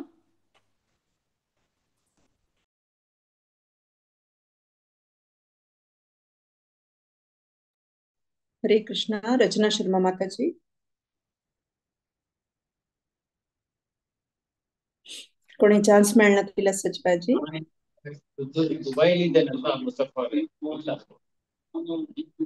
हरे कृष्ण.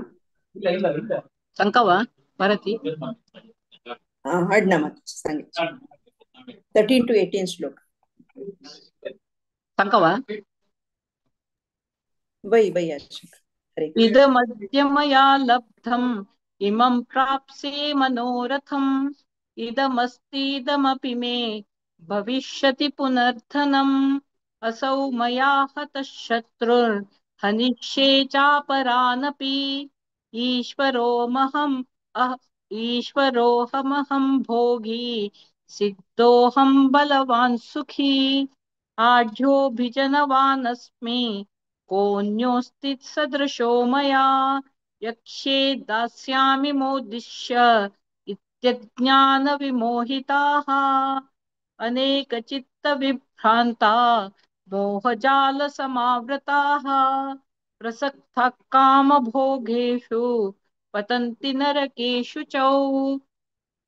अनिकेस्व आत्मसम्भाविता स्तब्धा धनमानमदान्विताः यजन्ते नाम यज्ञस्ते दम्भेनाविधिपूर्वकम् अहङ्कारं बलं दर्पं कामं क्रोधं च संश्रिताः मामात्मपरदेहेषु प्रद्विषन्तोऽभ्यसूयकाः।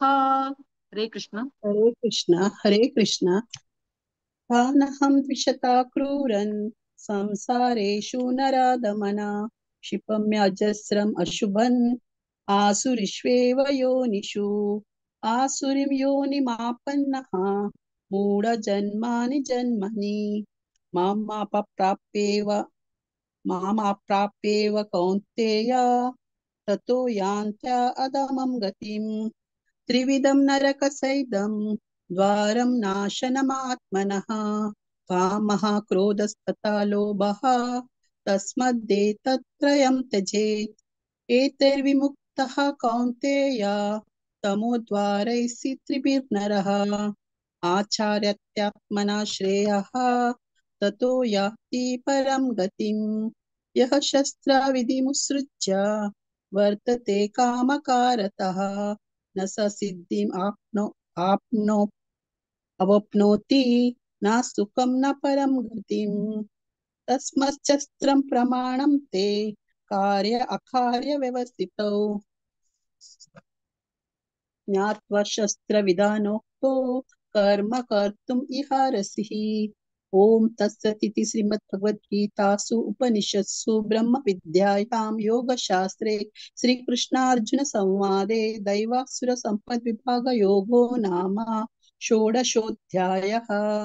हरे कृष्णा कृष्ण कृष्ण हरे हरे हरे राम राम राम हरे हरे हरे कृष्णा कृष्ण कृष्ण हरे हरे हरे राम राम राम हरे हरे। हरे कृष्ण माताजी धन्यवाद। हरे कृष्ण अनंत अनंत ಧನ್ಯವಾದ ಸಕ್ಕರೆ ಜನ ಬಾರಿ ಚಂದ ರಿಸೈಟ್ केला ಶಿಲ್ಪಾ ಶೆಣೈ ಮಾತಾಜಿ ನಮ್ಗೆ ರೆಗ್ಯುಲರ್ ರಿಸೈಟರ್ ಅನ್ನಿ ಪ್ರತಿ ಏಕಾದಶಿ ಅತ್ತಾಜಿ ಮಸ್ತ್ ಧನ್ಯವಾದ ಮಾತಾಜಿ ಸ್ವಾತಿ ಶೆಣೈ ಮಾತಾಜಿ ತನ್ನಿ ತಶೇಚಿ ಪ್ರತಿ ಏಕಾದಶಿ ಅಂತಂಗೆ ಸೇವ್ ದಿತ್ತಾಜಿ ಮಸ್ತ್ ಲೈಕ್ ರಿಸೈಟ್ केला ಮಾತಾಜಿ दशरथ शर्मा माताजी तक नेटी शोशिले तन्ने जॉइन जात म्हणला नेक्स्ट स्टार्ट म्हणला तन सांगताची आशा कडे माताजी मस्त धन्यवाद तुम्ही रेडी आशिल्ली मस्त धन्यवाद श्री दिव्या कामत माताजी मस्त लाईक करून रिसाइट केला माताजी प्रति एकादशी सेवा दिताची अनंत अनंत धन्यवाद। आता 17 अध्याय सांगू कामगेल उठसाची 1 to 7 श्लोक आशा कडे माताजी 8 to 14 श्लोक संध्या ईश्वर माताजी 15 to 21 प्रज्ञा वागले माताजी 22 to 28 श्लोक दिव्या देसाई माताजी। हरे कृष्णा आशा हेगडे माताजी तुम्ही सांगा। हरे कृष्णा। ओम श्री परमात्मने नमः। श्रीमद्भगवद्गीता अथ सप्तदशोऽध्यायः। अर्जुन उवाच ये शास्त्रविधिमुत्सृज्य यजन्ते श्रद्धयान्विताः तेषां निष्ठा तु का कृष्ण सत्त्वमाहोरजस्तमः। श्रीभगवान् उवाच त्रिविधा भवति श्रद्धा देहिनां सा स्वभावजा सात्विकी राजसी चैव तामसी चेति तां शृणु। सत्त्वानुरूपा सर्वस्य श्रद्धा भवति भारत श्रद्धामयोऽयं पुरुषो यो यच्चद्रः स एव सः।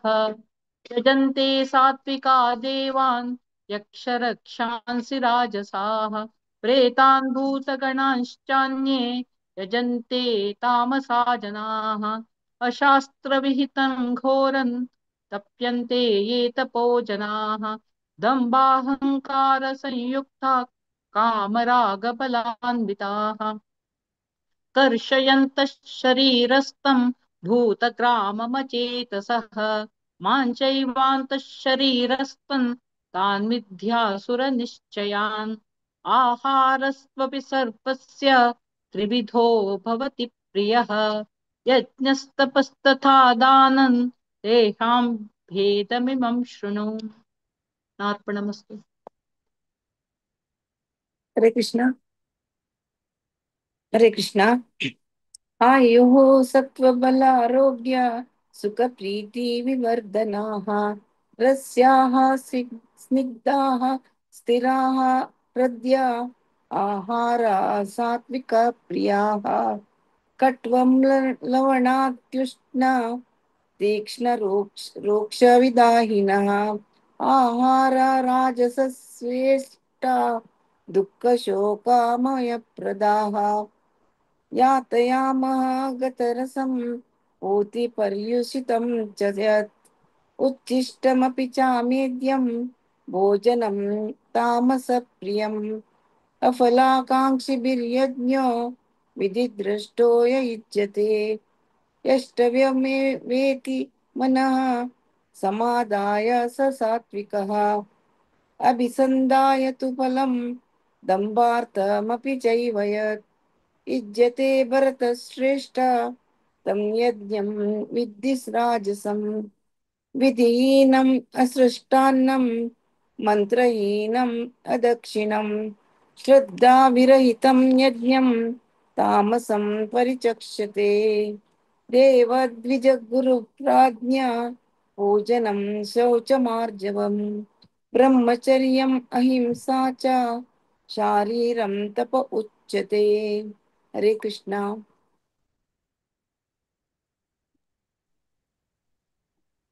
हरे कृष्णा। प्रज्ञा वागले माताजी।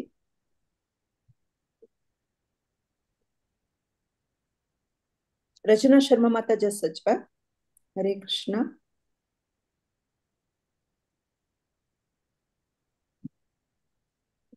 अज्जु कहो माताजी। भाई कंटिन्यू करे माताजी। 21 श्लोक 21। देव द्विज गुरु प्राज्ञा पूजनं शौचमार्जवम् ब्रह्मचर्यम् अहिंसा च शारीरम् उपउच्यते अनुद्वेगकरं वाक्यं सत्यं प्रियहितं च यत् स्वाध्यायाभ्यसनं चैव वाग्मयम् उच्यते मनः प्रसादः सौम्यत्वं मौनम् आत्मविनिग्रह भावसंशुद्धिरित्येतत् तपो मानसमुच्यते श्रद्धया परया तप्तं तपः तत्त्रिविधं नरैः अफलाकाङ्क्षिभिर्युक्ते सात्विकं परिचक्षते सत्कारमानपूजार्थं तपोदम्भेन चैव यत् क्रियते ददिह प्रोक्तं राजसं चलमध्रुवम् मूढग्राहेणात्मनो पीडया क्रियते तपः परस्योत्सादनार्थं वा तत्तामसमुदारतम् दातव्यमिति यद्दानं दीयते अनुपकारिणे देशे काले च पात्रे च तद्दानं सात्विकं स्मृतम् यत्तु प्रत्युपकारार्थं फलमुद्दिश्य वा पुनः दीयते च परिक्लिष्टं तद्दानं राजसं स्मृतम्। हरे कृष्णा। आदेशकाले यद्धानम् अपात्रेभ्यश्च दीयते असत्कृतमवज्ञातं तत्तामसमुदाहृतम् ॐ तत्सदिति निर्देशः ब्रह्मणस्त्रिविधः स्मृत ब्राह्मणास्त्रेण वेदाश्च यज्ञाश्च विहिता पुरा तस्मादो मित्युदाहृत्य यज्ञदान तपः क्रियाः प्रवर्तन्ते विधानोक्ताः सततं ब्रह्मवादिनां तदित्यनभिसन्धाय फलं यज्ञतपः क्रियाः दानक्रियाश्च विविधाः क्रियन्ते मोक्षकाङ्क्षिभिः सद्भावे साधुभावे च सदित्येतत् प्रयुज्यते प्रशस्ते कर्मणि तथा सच्छब्दः पार्थयुज्यते यज्ञे तपसि दाने च स्थितिः सदिति चोच्यते कर्म चैव तव तदर्थीयं सदित्येवाभिधीयते दीयते अश्रद्धया हुतं दत्तं तपस्तप्तं कृतं च यत् असदित्युच्यते पार्थ न च तत्प्रेत्य नो इह ओम तत्स इति श्रीमद्भगवद्गीतासूपनिषत्सु ब्रह्मविद्यायां योगशास्त्रे श्रीकृष्णार्जुनसंवादे श्रद्धत्रयाविभागयोगो नाम सप्तदशोऽध्यायः हरे कृष्णा कृष्णा कृष्णा हरे हरे हरे राम राम राम हरे हरे हरे कृष्ण माता जी हरे कृष्ण अनंतानंत ಧನ್ಯವಾದ ದಿವ್ಯಾದಿ ಸಾಯಿ ಮಾತಾಜಿ ಮಸ್ತ್ ಧನ್ಯವಾದ ಪ್ರತಿ ಏಕಾದಶಿ ಅತ್ತಾಜಿ ಅಶಿ ಪ್ರತಿ ಏಕಾದಶಿ ಅಂತಂಗೆಲ್ ಸೇವದಿವಕ ಮಾತಾಜಿ ಸಂಧ್ಯಾ ಈಶ್ವರ ಮಾತಾಜಿ ಬಾರಿ ಚಂದಕೊಂದು ಸೈಡ್ ಕೆಲ್ಲ ಪ್ರತಿ ಏಕಾದಶಿ ಅತ್ತಾಜಿ ಮಸ್ತ್ ಧನ್ಯವಾದ तशी आशा ऐकले माताजी आज तक डबल चान्स ट्रिपल चान्स मेळ्ळेला आसा मस्त धन्यवाद माताजी सगळे भगवद्गीते 18 चॅप्टर तुम्ही शिकून आसतले म्हणजे दिसता म्हाका खंयची श्लोक सांगल्यार रेडी मस्त धन्यवाद माताजी चान्स मेळ्ळा मस्त धन्यवाद हरे कृष्ण आता 18 अध्याय मोक्ष संन्यास योग सांगू कामगे लुटासची 1 to 6 श्लोकांनी भट्ट 7 to 12 वैष्णवी भट्ट माताजी 13 to 18 वनिता पै माताजी 19 to 24 घनश्याम 25 to 30 रजनी पै माताजी 31 to 36 पूर्णिमा कृष्णमूर्ति माताजी 37 to 42 पूनम कामत माताजी 43 to 48 विशाखा प्रभु माताजी 49 to 54 प्रिया किणी 55 to 60 प्रतीक्षा किणी माताजी 61 to 66 Shishir Shanbhag 67 to 72 शरदी Shanbhag 73 to 78 रश्मि शानबाग माताजी हरे कृष्णा कन्निका स्टार्ट करें मैम ओम नमो भगवते वासुदेवाय ओम श्री परमात्मने नमः श्रीमद् भगवद गीता सो मोक्ष संन्यास योगो नाम इति अष्टादशोऽध्यायः अर्जुनोवाच संन्यासस्य महाबाहो तत्त्वम् इच्छामि वेदितुं त्यागस्य च ऋषिकेश पृथक् केशिनिषुद्धना श्रीभगवानुवाच काम्यानां कर्मणां न्यासं संन्यासं कामयो विदुः सर्वकर्मफलत्यागं प्राहुस्त्यागं विशाक्षणः त्याज्यं दोषवदित्येक कर्म प्राहुर्मनीषिणः यज्ञदान तपः कर्म न त्याज्यम् इति चापरे निश्चयं शृणु मे तत्र त्यागे भरतसत्तम त्यागो हि पुरुष व्याघ्रः त्रिविध समप्रकृतिः यज्ञदान तपः कर्म न त्याज्यं कर्म्यमेव तत् यज्ञो दानं तपश्चैव पावनानि मनीषिणाम् एतान्यपि तु कर्माणि संगं त्यक्त्वा फलानि च कर्तव्यानीति मे पार्थ निश्चितं मतमुत्तमम्। हरे कृष्ण। हरे कृष्ण। नित्यतस्य तु सन्न्यासः कर्मणोपपद्यते मोहात् तस्य परित्यागस्तामसः परिकीर्तितः। दुःखमित्येव यत्कर्म कायक्लेशभयात् त्यजेत् स कृत्वा राजसं त्यागं नैव त्यागफलं लभेत्।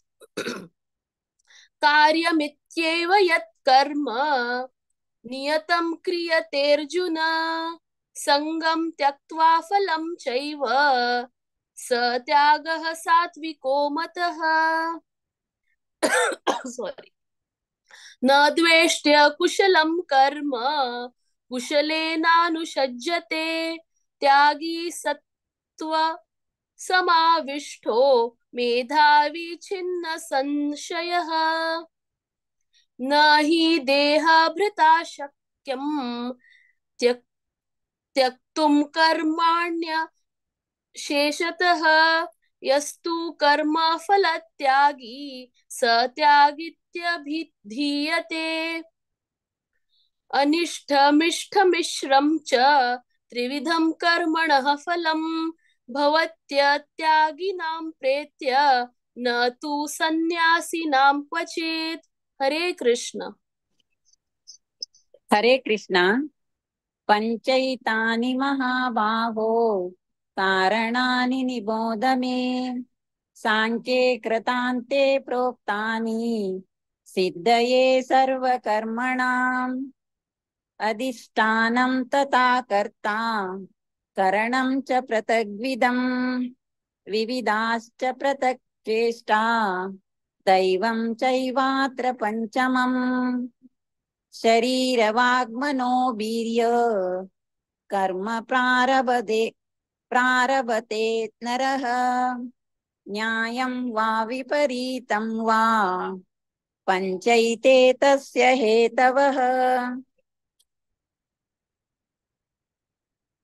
तत्रैवं सति कर्तार आत्मानं केवलं तु यः पश्यत्यकृतबुद्धित्वान् स पश्यति दुर्मतिः। यस्य नाहङ्कृतो भावो बुद्धिर्यस्य न लिप्यते हत्वापि स इमां लोकान् हन्ति न निबध्यते। ज्ञानं ज्ञेयं परिज्ञाता त्रिविधा कर्म चोदना करणं कर्म कर्तेति त्रिविध कर्म संग्रहः। हरे कृष्ण। हरे कृष्ण. आज हे 19 ताकून घनश्यामाक हे श्लोक आशिल्ले दोन एकादशी ताकून तो चेडू हांका रज देखून तो भायर चमकला. आता तागेल बदलाक पयते हांव मध्यात मिगेल बामणाक सोंड दिवे हे पटी म्हूण सांगून तशी दय दवरून क्षेम दिवका हे पटी मिगेल बामण वाजयता. हरिः ओम्. ज्ञानं कर्म च कर्ता च त्रिधैव गुणभेदतः प्रोच्यते गुणसङ्ख्याने यथा वच्छृणुतान्यपि सर्वभूतेषु येनैकं भावमव्ययमीक्षते अविभक्तं विभक्तेषु तज्ज्ञानं विद्धि सात्विकम् पृथक्त्वेन तु यज्ञानं नानाभावान् पृथग्विधान् वेत्ति सर्वेषु भूतेषु तज्ज्ञानं विद्धि राजसम् यत्तु कृत्स्नवदेकस्मिन् कार्ये सक्तमहैतुकम् अतत्त्वार्थवदल्पं च तत्तामसमुदार्हतम् नियतं सङ्गरहितम् अरागद्वेषतकृतम् अफलप्रेप्सुना कर्म यत्तत् सात्विकमुच्यते यत्तु कामेप्सुना कर्म साहंकारेण वा पुनः क्रियते बहुलायासं तद्राजसमुदार्हतम्। ॐ तत्सत्। हरे कृष्ण। हरे कृष्ण। अनुबन्धं क्षया हिंसाम् अनवेक्ष्य च पौरुषम् मोहादारभ्यते कर्म यत्ततामसमुच्यते मुक्तसङ्गो नहं वादी धृत्युत्साह समन्वितः सिद्ध्या सिद्ध्यो निर्विकारः कर्ता सात्विक उच्यते रागी कर्मफलं प्रेषुः लुप्तो हिंसात्मको शुचिः हर्षको कान्वितकर्ता राजस् परिकीर्तितः अयुक्तः प्राकृतस्तब्धः शठो नैकृतिको लसः विषादि दीर्घो सूत्री च कर्ता तामस उच्यते बुद्धिर्भेदं धृतश्चैव गुणस्तत्त्रिविधं शृणु प्रोच मामशेषेण वृत्तत्वेन धनञ्जय प्रवृत्तिं च निवृत्तिं च कार्यकारे भयाभये बन्धं मोक्षं च या वेत्ति बुद्धिस्ता पार्थ सात्विकी। हरे कृष्ण। हरे कृष्ण। यया धर्ममधर्मं च कार्यं चाकार्यमेव च अयथावत् प्रजानाति बुद्धिः सा पार्थ राजसी अधर्मं धर्ममिति या मन्यते तमसावृता सर्वार्थान् विपरीतांश्च बुद्धिः सा पार्थ तामसी धृत्या यया धारयते मनस्प्राणेन्द्रियक्रियाः योगेनाव्यभिचारिण्या धृतिः सा पार्थ सात्विकी यया तु धर्म कामार्थान् धृत्या धारयतेऽर्जुन प्रसंगेन फलाकांक्षी धृतिः सा पार्थ राजसी यया स्वप्नं भयं शोकं विषादं मदमेव च न विमुञ्चति धर्मेधा दुर्मेधा धृतिः सा पार्थ तामसी सुखं त्रिविधं शृणु मे भरतर्षभ अभ्यासाद्रमते यत्र दुःखान्तं च निगच्छति। हरे कृष्ण। हरे कृष्णा। यत्तदग्रे विषमिव परिणामे मृतोपमम् तत्सुखं सात्विकं प्रोक्तम् आत्मबुद्धिप्रसादजम् विषयेन्द्रियसंयोगाद्यत्तदग्रे मृतोपमम् परिणामे विषमिव तत्सुखं राजसंस्मृतम् यदग्रे चानुबन्धे च सुखं मोहनमात्मनः निद्रालस्य प्रमादोतं तत्तामसमुद्धरितं न तदस्ति पृथिव्यां वा दिवि देवेषु वा पुनः सत्त्वं प्रकृतिजैर्मुक्तं यदेभिः स्यात्त्रिभिर्गुणैः ब्रह्मण क्षत्रिय विशां शूद्राणां च परन्तप कर्माणि प्रविभक्तानि स्वभाव प्रभवैर्गुणैः शमोदमस्तपः शान्तिरार्जवमेव च ज्ञानविज्ञानमास्तिक्यं ब्रह्म कर्म स्वभावजम्। हरे कृष्णा। हरे कृष्ण।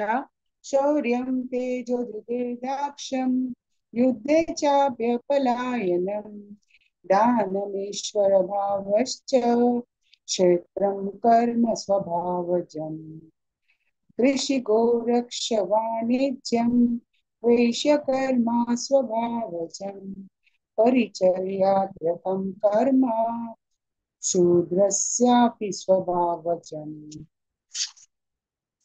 स्वे स्वे कर्मभिरत स्वे स्वे कर्मणिरतः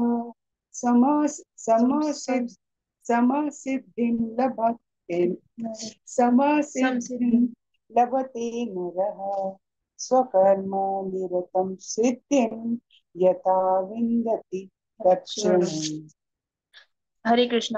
यत प्रवृत्तिर्भूतानां येन सर्वमिदं ततं स्वकर्मणा तम् अभ्यर्च्य सिद्धिं विन्दति मानवः। श्रेयान् स्वधर्मो विगुणः परधर्मात् स्वनुष्ठितात् स्वभावनियतं कर्म कुर्वन्नाप्नोति किल्बिषम्। सहजं कर्म कौन्तेय सदोषम् अपि न त्यजेत् सर्वारम्भा हि दोषेण धूमेनाग्निरिवारताः। हरे कृष्ण।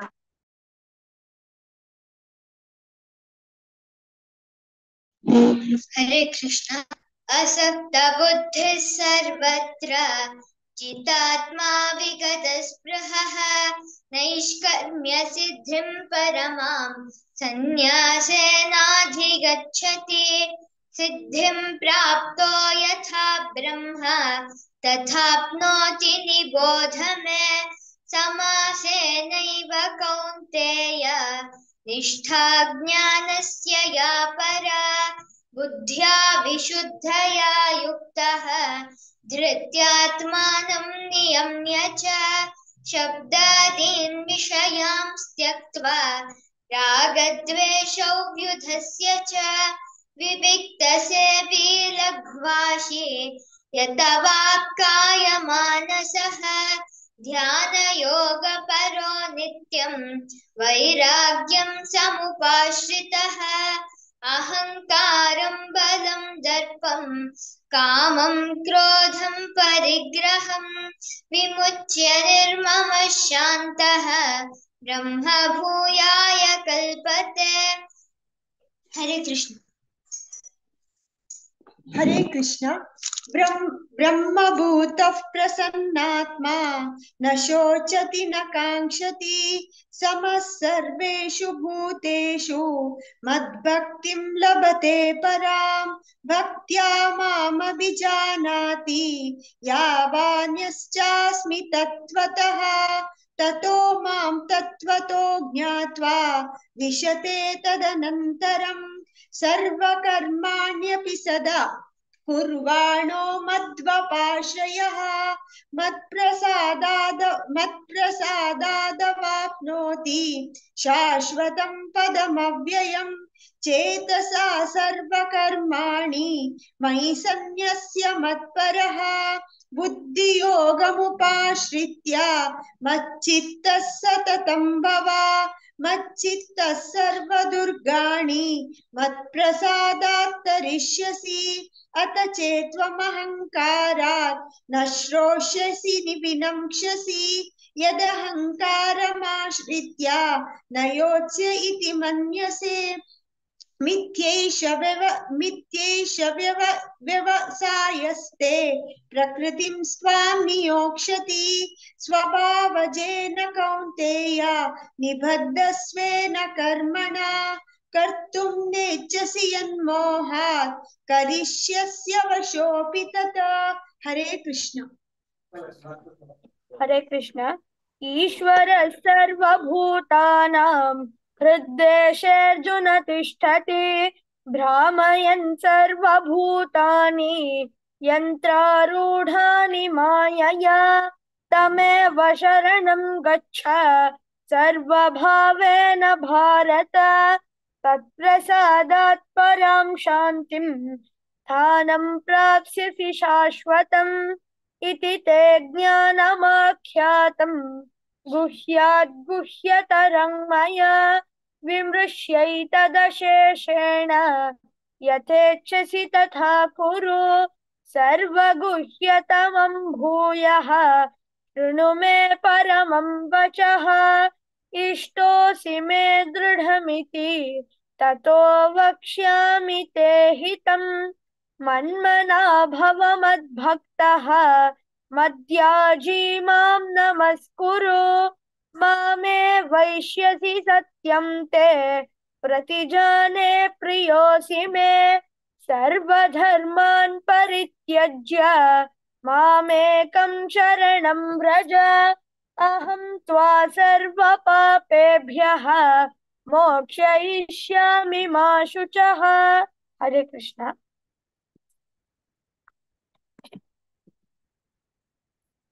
हरे कृष्ण।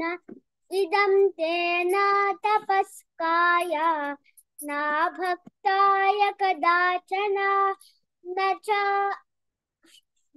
शुश्रूष मे वाच्यं न च मां योऽभ्यसूयति इमं परमं गुह्यं मद्भक्तेष्वभिधास्यति भक्तिं महीपरां कृत्वा मामे वैश्यस्य संशयः न च तस्मान् मनुष्येषु कश्चिन्मे प्रियकृत्तमः बहिता न च मे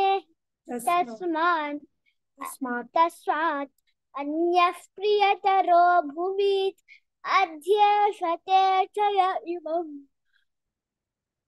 धर्म्यं संवादमावयोः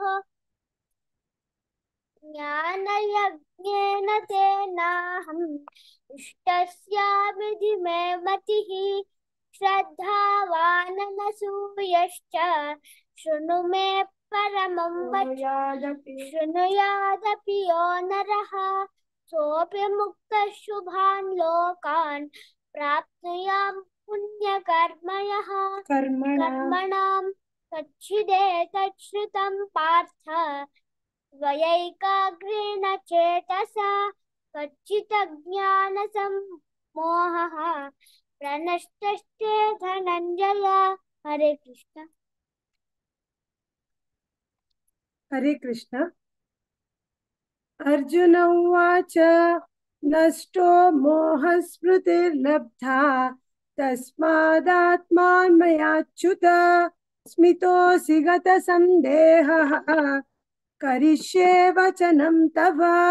संजय उवाच इत्यहं वासुदेवस्य पार्थस्य च महात्मनः संवादमिममश्रौचम् अद्भुतं रोमहर्षणम् व्यासप्रसादाच्युतवान् एतद् गुह्यमहं परम् योगं योगेश्वरात् कृष्णात् साक्षात् कथयत स्वयं राजन् संसृत्य संवादमिममद्भुतं केशवार्जुनयोः पुण्यं वृष्यामि च मुहुर्मुहुः तच्च संसृत्य रूपमत्यद्भुतं हरेः विस्मयो मे महान् राजन् दृश्यामि च पुनः पुनः यत्र योगेश्वरः कृष्णः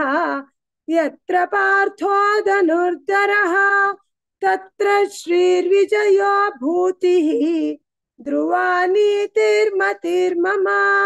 ॐ तत्सत् इति श्रीमद्भगवद्गीतासु उपनिषत्सु ब्रह्मविद्यायां योगशास्त्रे श्रीकृष्णार्जुन संवादे मोक्षसंन्यासयोगो नाम अष्टादशोऽध्यायः। श्रीकृष्णार्पणमस्तु। हरे कृष्ण। हरे कृष्ण.